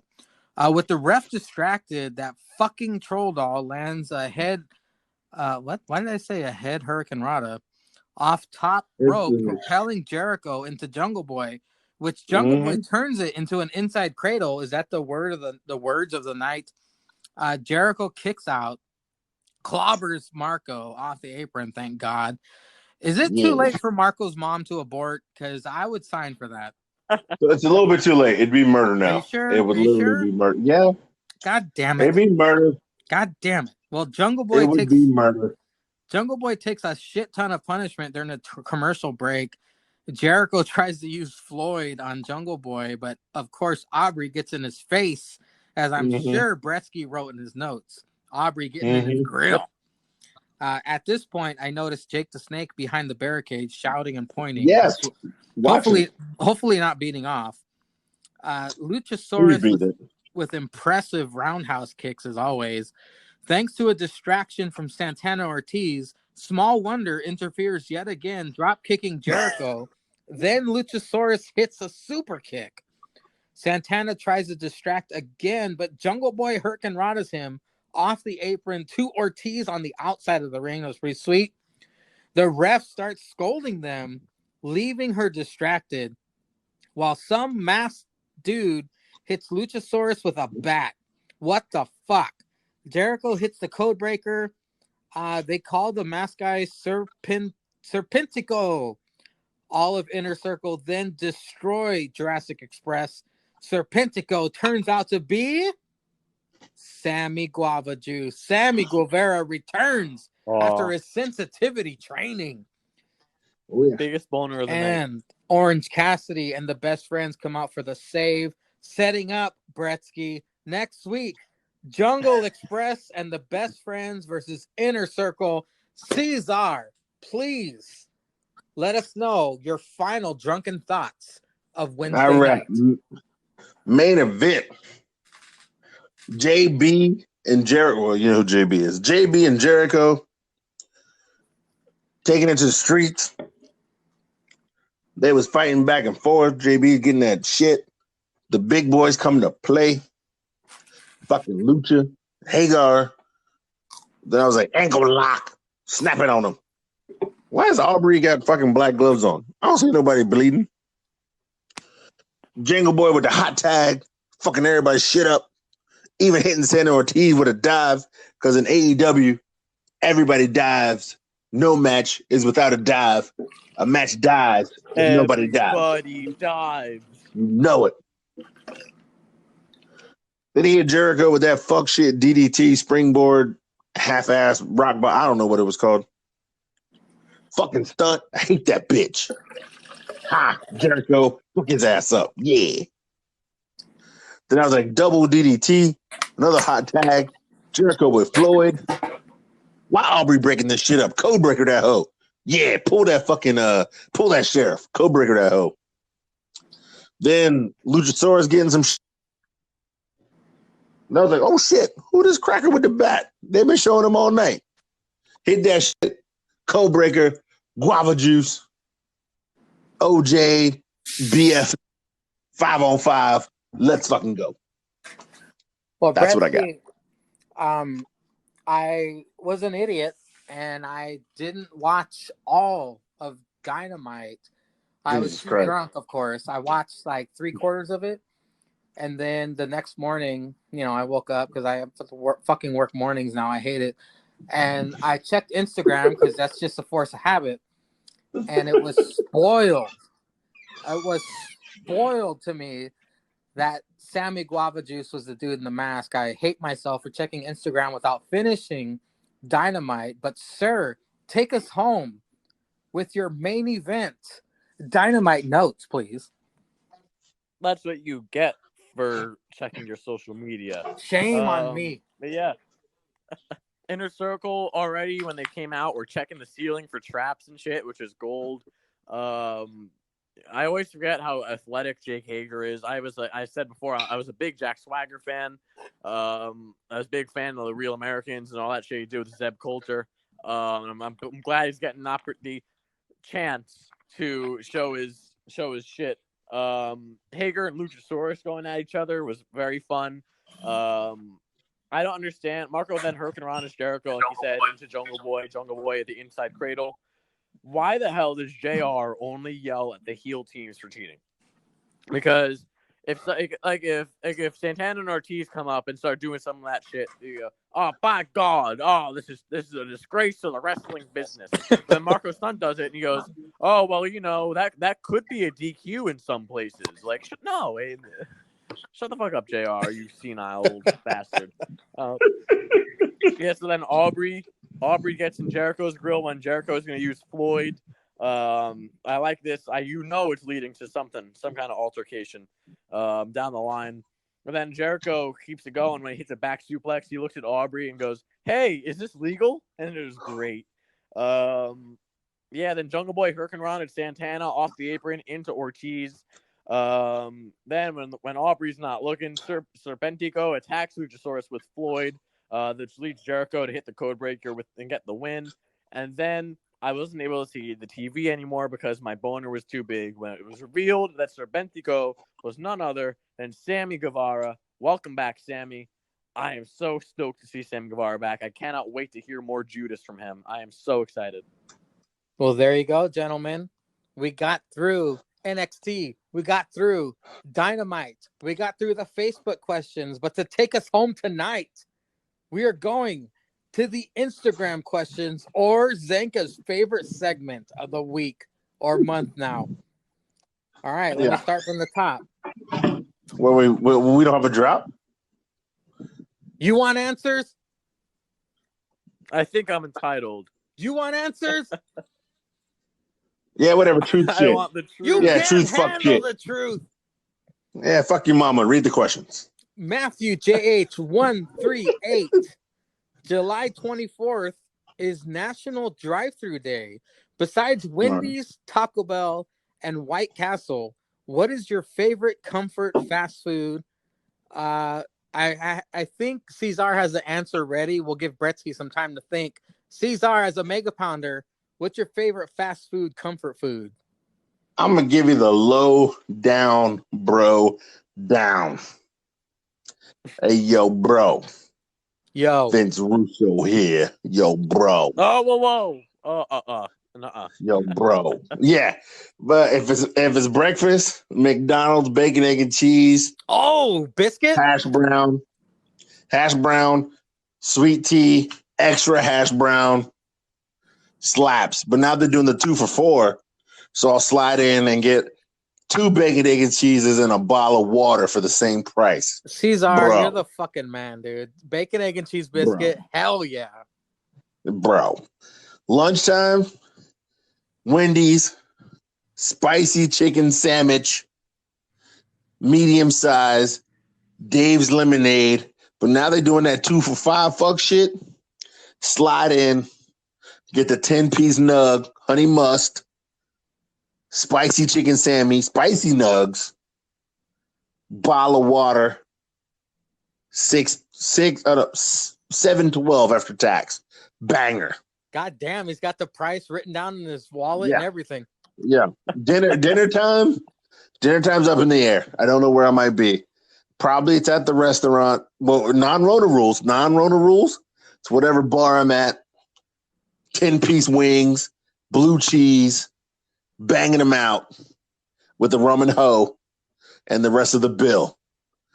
Now, if I'm heading home and it's 1:15 to 2:08, Taco Bell, Jesus. Mexican pizza or the Nacho Bel Grande. Oh, Mexican pizza. Extra taco. What about a cheesy gordita crunch? Cesar? You there, buddy? I'm back. All right, I hit the button. I got so hungry. He had to go salivate. I got so hungry. I fucking hit the wrong button. He went to Postmates real quick. I did. I looked on what the delivery time was. So it's Mexican pizza. No, Mexican pizza comes with 2 tacos, so no extra taco. But Nacho Bel Grande comes with 1. You either get the extra taco or the bean burrito, the Mountain Dew. You win there. Now if it's 2:10 to 3:15, if you win a chick, you gotta go to the Arn Anderson Waffle House. Never disappoints. I was waiting for it. Never disappoints. All American Slam. I mean, you get 2 eggs with cheese, hash browns, bacon, toast, and a waffle for like $6.88 after taxes. And you can get, and then if you get them smothered, covered in chunks, smothered with cheese. Smothered with cheese, covered with onions, chunked with ham. That's the hash browns. Then you're looking at $7.53. Fucking Cesar getting me hungry over here. God damn it, bro! You hit that shit. She putting out. She putting out. You just got to figure out a way to keep the dick hard to hit it twice. So you pass them Uber times so you can just sneak one out in the morning. You got to steal the bitch charger a little bit. The phone is hot in the morning, so you don't got to wake her up, and you still got like 40 or 50% phone. So you get that Uber life in the morning and sneak out. Other than that, if you can't hit that, then you hit the Postmates Denny's when you're 20 minutes away on the highway. The Postmates Denny's, because they always take 28 minutes. So by the time you get home, park the car, and stumble your drunk ass to the porch, the Postmates is pulling up at the bottom of the driveway. You grab that. You get the Slam Burger, which is a hamburger with cheese, bacon, and scrambled eggs on it with cheese, with the seasoned fries. And then you in like Flint. You in like the Flint. Oh. There you go. Cesar breakdown of the streets on a perfect Saturday night, all fast food meal. Well, Bretsky, something tells me that Cesar wrote his college thesis on this subject, but let me just sneak mine in real quick. I know you guys don't have Jack in the Box on the East Coast, but I'm going for minimum to maximum. My minimum comfort food, Jack in the Box tacos. They're not really tacos. They're like the super honky eyes tacos of the West. And maximum, 2 Whoppers with cheese, no onion at Burger King, baby. They ain't wrong either. That's a good choice. Now, good choice. Bretsky, you're a tall, growing young man who needs tons of food. What is your comfort fast food, brother? Well, I'll tell you what. It really depends on my mood sometimes. Like, I'll wake up at like 1:30 in the afternoon, and if I want some McDonald's, then I'll just pull up to that McDonald's, get that 10-piece nuggets, a medium number 6 meal, 10-piece McNuggets, medium fry and a Coke. But most of the time, the go-to comfort meal is just some good old-fashioned Chick-fil-A. You gotta get that Chick-fil-A. You gotta get that 12-piece chicken Chick-fil-A nuggets. You gotta get them large fries. You gotta get that large soda. And there's nothing better, in my opinion. There's nothing better than Chick-fil-A. Nothing. Well, I ain't mad at that. That sounds delicious. That's payday. That's payday. That's payday eating for your boy. That's payday eating. Chick-fil-A is only payday eating.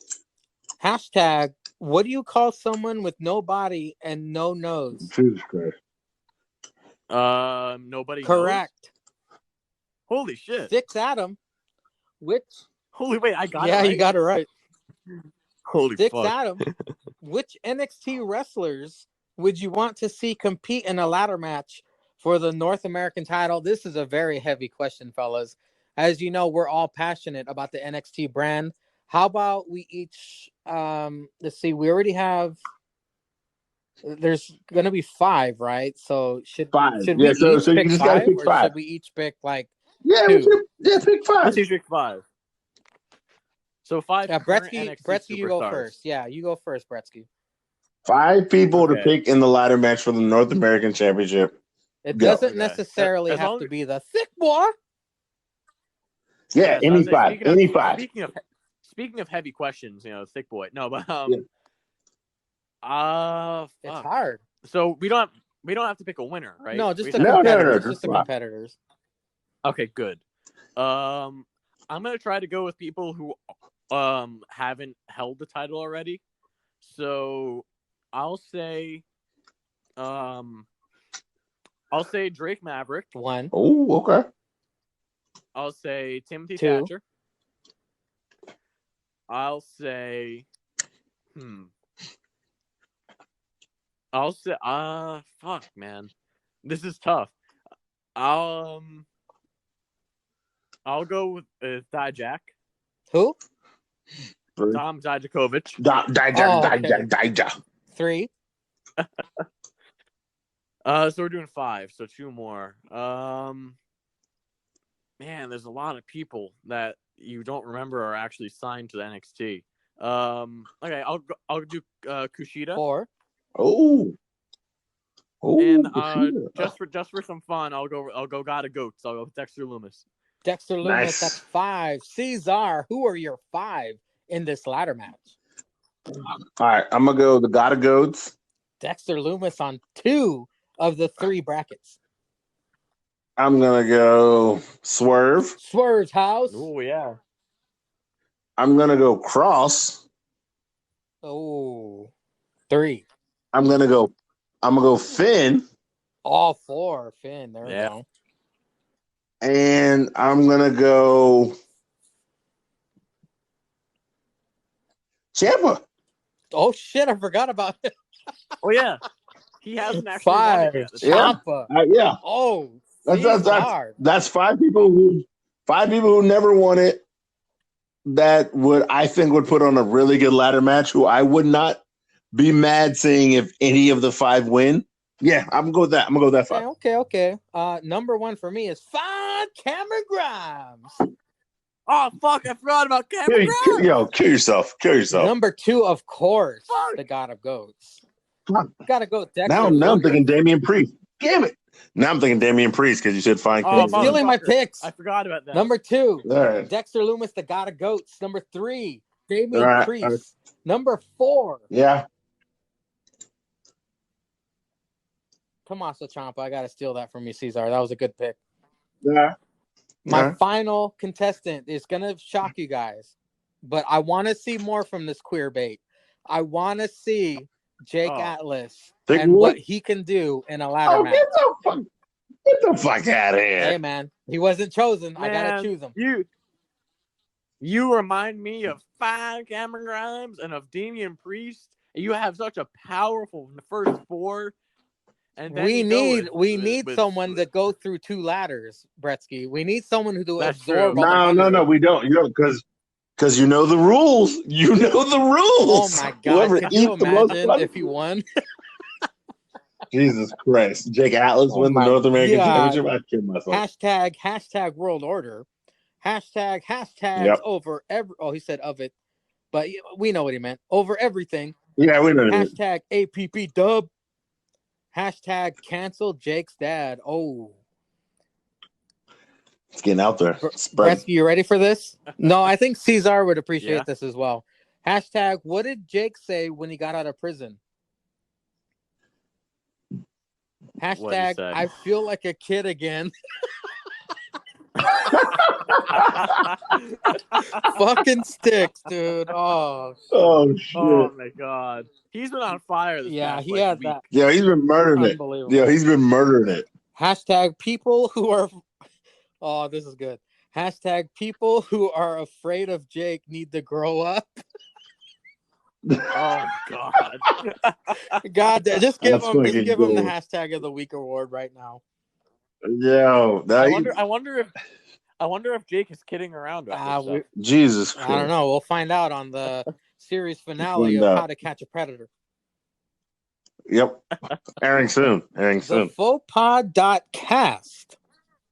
Whoa, where'd they come from? So, gentlemen, I don't know. I quite enjoy your podcast, but I hope you all enjoy my podcast. Along that vein, what was your favorite moment from the first 12 episodes of the Faux Pod, Cesar? My favorite moment Yes. is when they interviewed people about college life. It's my favorite moment. Totally my favorite Well, I gotta moment. say myself. Oh wait, Bretsky, do you have a favorite moment? Well, I must say, I don't know who runs the Instagram account for that podcast, but I don't I'm know. a listener. I'm an avid listener. I personally love it. I think the host is a very wonderful host and has a very sexy, sensual voice. I can listen to that host talk shit about anything any day of the week. So yeah, my favorite moment has been the host. But thank you, Mr. Random Person who runs the Faux Pod Instagram, for listening to this Cesar podcast. Men's on point. is Bretsky getting fruit booty on us? He's getting a little fruit booty about the guy who runs the Faux Pod. He's getting real fruit Giving booty me a little about this worried. mystery guy. Yeah, man. He's all on this guy's dick who runs the Faux Podcast. I don't know why he's on this guy's dick so much. He runs a hell of a podcast and a hell of an Instagram account that you can follow if you're listening at the Faux Podcast on Instagram. Look, we all said David Beckham is a hell of a soccer player, but we're not going to suck his dick just to fuck his wife. So I don't know why you're on this guy's dick about running a podcast. Why did Bretsky not pick Jake Atlas? No. No clue. That cheap ass. Well, my favorite of the first 12 episodes, I've said before, is the slogan game. I love that. I love brain teasers, and I've been watching commercials my whole life. So every time he does the slogan game and someone doesn't get one, I'm shouting at my goddamn phone, "Meow Mix! It's Meow Mix! What the fuck?" Yeah, bitch. Yeah, bitch. Hashtag 2 greatest podcasts in his house. All right. Still Real to Us commented, "When you let someone else do the intro." Shout out to the God of Goats. Yeah. Speaking of Still Real to Us, what is your favorite thing about Zenka, and what is your least favorite thing about Jake? Bretsky, we'll go to you first. Well, my least favorite thing about Jake is the fact that he kept me in his basement for a while. That sounds about right. My favorite thing about Zanka is the fact that he, after this weekend on APPW, will help, alongside with Robert Roode, become the next APPW Tag Team Champions. That's false. Cesar shots fired. That's super false. I mean, they can shoot. Yeah, you can shoot shots all you want till you pull it off, but it's still false. Cesar, what is your favorite thing about Zenka? My favorite thing about Zenka is that he hates Jake.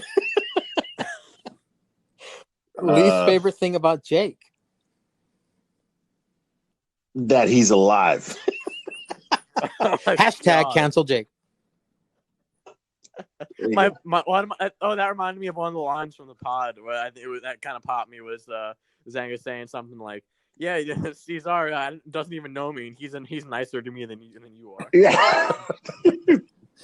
Yeah. I mean, I'm just saying. I just write in.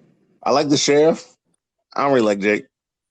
My favorite thing right. about Zanka is how his mind drifts off as Jake is reading the results of Raw, and he just comes up with the funniest shit. Yeah. My least favorite thing. I eat the belly boner where he's like, "Yeah, man, she's hot, but she's got a weird outie belly boner." Belly button boner.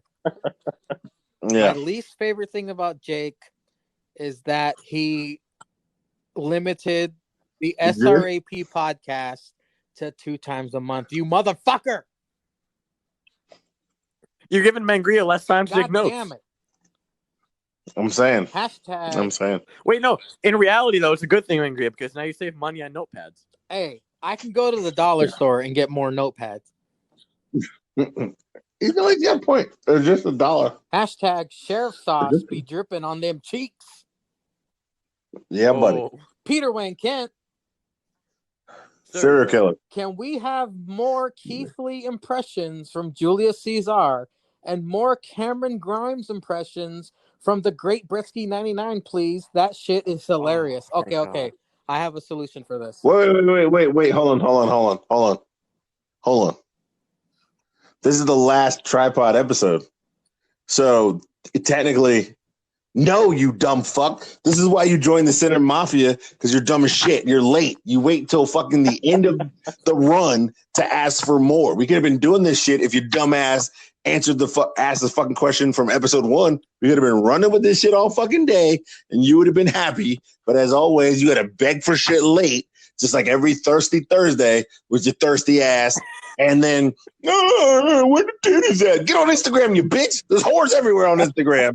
And then Mangria tells you it's going to be a 10-run episode. He changes it every fucking 10 episodes. And you wait till episode fucking 10 when we record to ask this fucking question with your dumb ass. That's why you don't win shit. That's why you won them titles and you lost them to your boy, because your late ass was with the late ass cynic with his non-winning ass. And that's what you get. Bretsky, you don't even get an answer. Next case. Don't even read this fucker's hashtags. Next case. Who's next? I agree with everything Cesar just said, and he does not have any hashtags. Good. But all I'll say is ditto. The solution to his question is that the next question I want Cesar to answer as Keith Lee, and I want Bretsky to answer as Cameron Grimes. I'm not doing it because that's for Peter Wayne Kent. I'm not doing it. The next question is from the real Tony Litsky. I'm just not doing it. Let's say you guys listen to a podcast about a subject that you really like. Like this podcast, these last 9 episodes have been the best ones so far. Okay, now one of the hosts of the other pod is a douchey pedophile who works for his father. And Jesus Christ! And kidnaps kids and locks them in his father's basement. It's your duty to save the children and get them canceled, correct? Even though it might ruin the podcast he's on. Brett? Tony Litsky is real. This guy Tony Litsky is real. Is that your buddy, Cesar? I'm gonna plead the fifth. Oh shit! I might have a burner account in them streets. I might be pulling a Kevin Durant. Don't worry about me. Don't worry about me. Bretsky? I might. I must say that as one of the troubled kids who's dealt with this. You're not going to answer as Cameron Grimes? You speak of. No, I'm a Cesar. Yeah, no, we're making a union. We're forming a union, and we refuse. Tripods stick together. Tripods stick together. Yeah, Peter Wayne Kent. We reach the tops as one, and we reach the pits of hell as one. Exactly. You brought back X Black. Yeah, I brought it back for one last ride. One last ride. Man, you know what I just realized? It's been 10 fucking weeks. Like, it's not even been 10, but it's been 10 weeks. I listened to the first one we did at work today. It's fucking crazy. The first one we did was about Shad Gaspard passing away. Oh, fuck. That was 10 weeks ago, man. Yeah, like when you wrote it in the chat and you're like putting out the months, I was like, why is that shit so late? And I was like, wait, it's 10 weeks. It's 2.5 months. Crazy, man. It's crazy. We've been randomly meeting on Fridays or Saturdays for 2.5 months. I was like, this is fucking nuts. I was like, time is fucking flying. It flew by. I already know that, like, watching NXT and AEW from now on, like, I'm gonna automatically, like, from muscle memory, get out my phone and get the notes app. Yeah, get the notes app. Cesar, like next week. We made him a fan, Cesar. Yeah. Hey, look, we gotta go for the Dirty 30, the porn title, the one last pretzel. This isn't we gotta have one guys. You're acting like we're dying. Yeah. But the beer runs we don't have to take notes for. It's just like we can randomly talk about shit. You don't have to take notes, but like I've never had the beer runs explained to me. It'll be let's just answer the real Tony Litsky's question first. Do we want to cancel a podcast we're into, even though one of the hosts is a pedophile? Yes, because Zanka, because much like Zanka replaced the first host, he'll replace shit. Yeah. Look, Zanka will find new talent that we can all grow to like and love. And then it doesn't bring Zanka down with this pedophile host. He can find somebody better who who shares t-shirt money. Unless it turns out that Zank is the Ghislaine Maxwell. Nah, I didn't think about that. That's always a possibility. It's the risk I'm going to take. It's the risk I'm going to take. Zanka is a step ahead of all of us because, as you remember, he did post a picture of his future projects he's working on. So it could be a different host, could be the same host, but Zanka is already working on a future plan to bring us weekly content, and I cannot wait to see the next step in the Steel Real universe. Exactly. Hashtag it's Black Jake's hashtags. Jake's preppy as Zach Morris, but uglier than Screech. Hashtag the backseat of my Impala. Uh-oh, wait a minute. Someone else mentioned Impala. I wonder. He said he's listening. He said he's listening. Hashtag the backseat of my Impala touches more ass than a pair of underwear. Jesus Christ. Hashtag Jake's favorite nursery rhyme is about 3 little kids and a big brass tub. Oh. Hashtag Matt Damon was 5 inches tall and downsizing. Still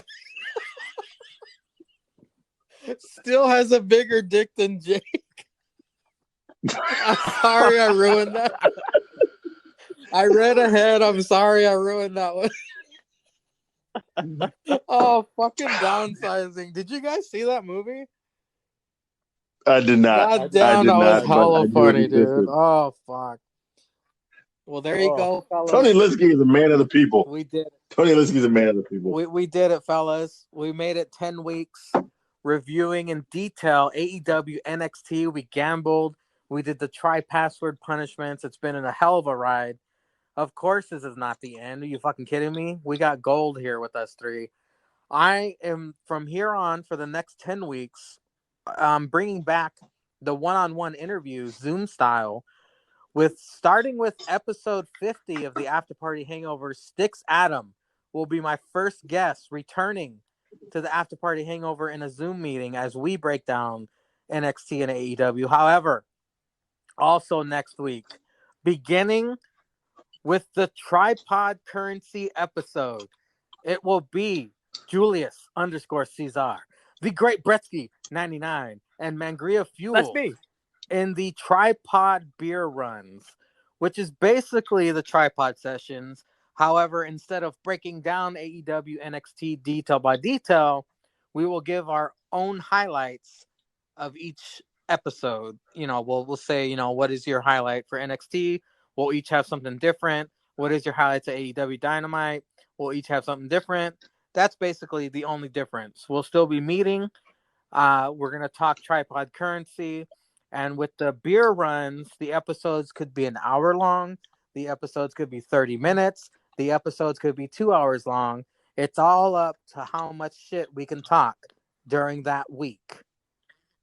AKA how drunk you are. That is correct, sir. That is correct, sir. I cannot wait to start this next chapter in the Tripod. Thank you, everybody, for listening. Stay tuned for the After Party Hangover 50 fucking weeks, guys. Goddamn. And we start a new chapter in the Tripod Beer Runs. So it's been almost a year that you've been almost a year. 2 more almost weeks. A year. 2 more weeks, and it's been 1 whole year of After Party Hangovers. And not to mention, tomorrow, APPW presents Extreme Friends, the pay-per-view. So stay tuned for that. Thank you, everybody, for listening. Oh, wait. Before we go, I just want to say one thing to whichever motherfucker disliked APPW Dynamite. You better watch your fucking back, because you got Mangria, who does all this shit. He will find you. He will bring you a sign that says derogatory things about you to your house. You made a big mistake disliking that video. I will bring a sign and take a picture with Marco Stunt saying, fuck you. Oh. First of all, if I find you bitch ass, I'm taking a $39 Southwest flight to your house. I'm showing up hoping you're at work. I'm going to kick in the door. I'm going to fuck your wife. She's going to know what a real orgasm is in her life and leave with me. Then I'm going to show up to your job with your wife with her titties out. I'm going to kick you in the neck, call you a bitch. I'm going to piss on you while playing R. Kelly, and then fuck your wife on your desk.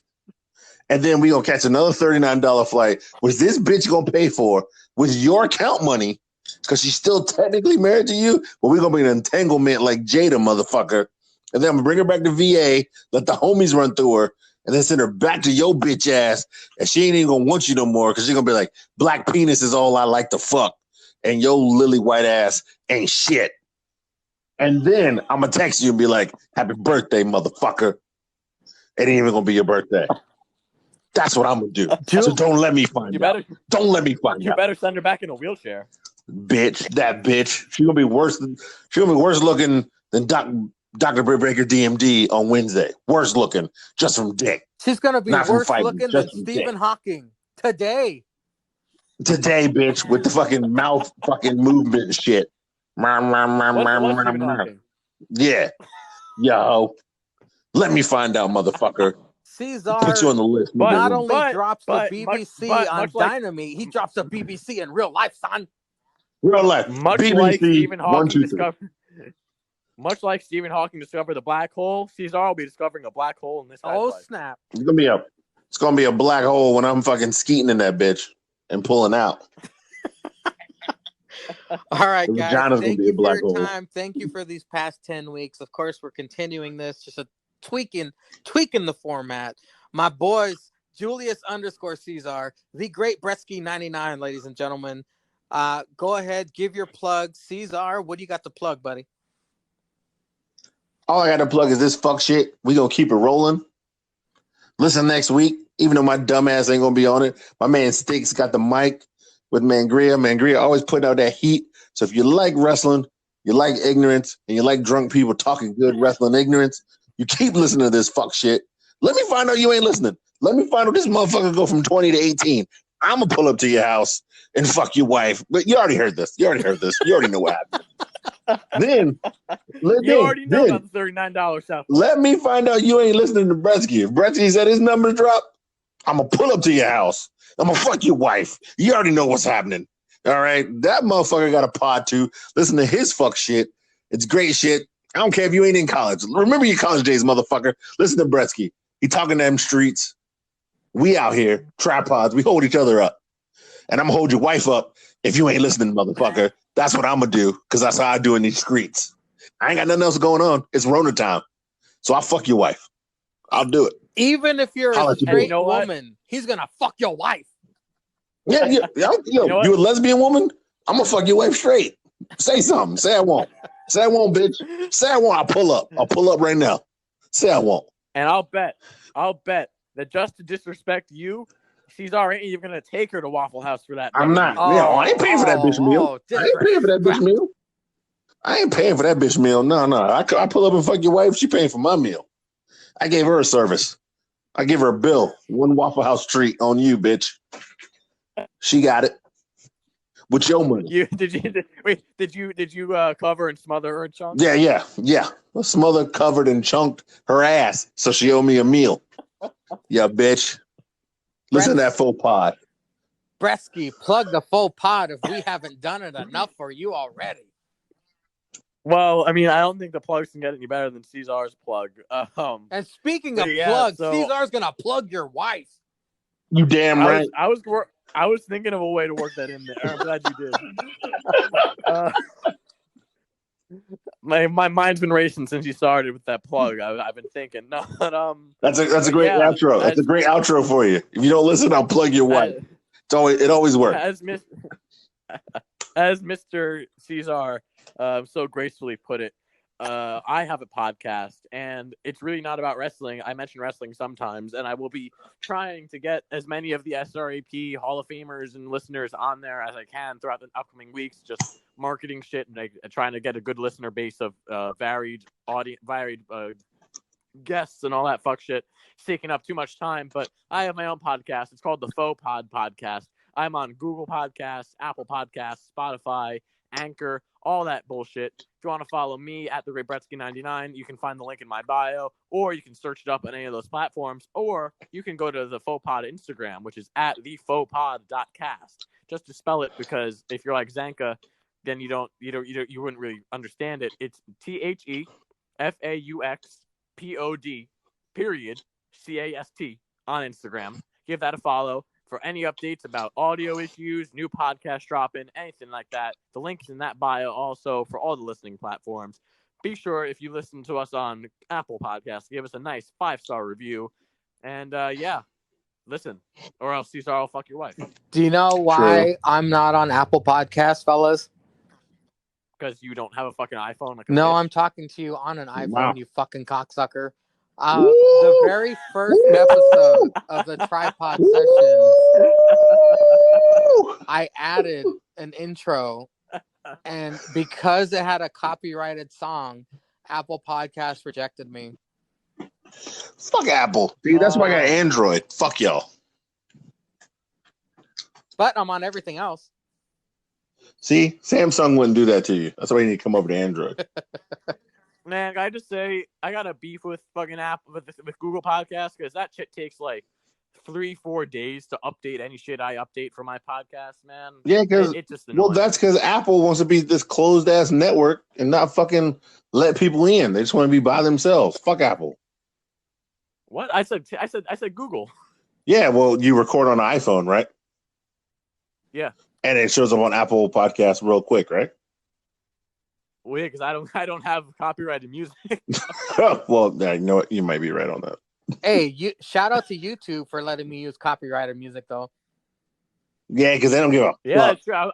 I'm kind of shocked that they keep on letting you post these APPW things. Yeah, there's a lot. I've changed my music every time, and like nothing has ever said anything or happened. Every fucking time I use a different song, you click on the details on APPW Dynamite, and it shows every single copyrighted song. Every single copyrighted song. Yeah, like every single copyright. It's just funny to me that I can keep finding songs about fuck shit, and then it's just copyrighted right there. I didn't know there were that many songs about fuck shit. God bless you, Cesar. Yeah, I didn't realize it was that common of a term. I still got one more in the chamber. I still got one more in the chamber in case I need to change a giver. Oh shit.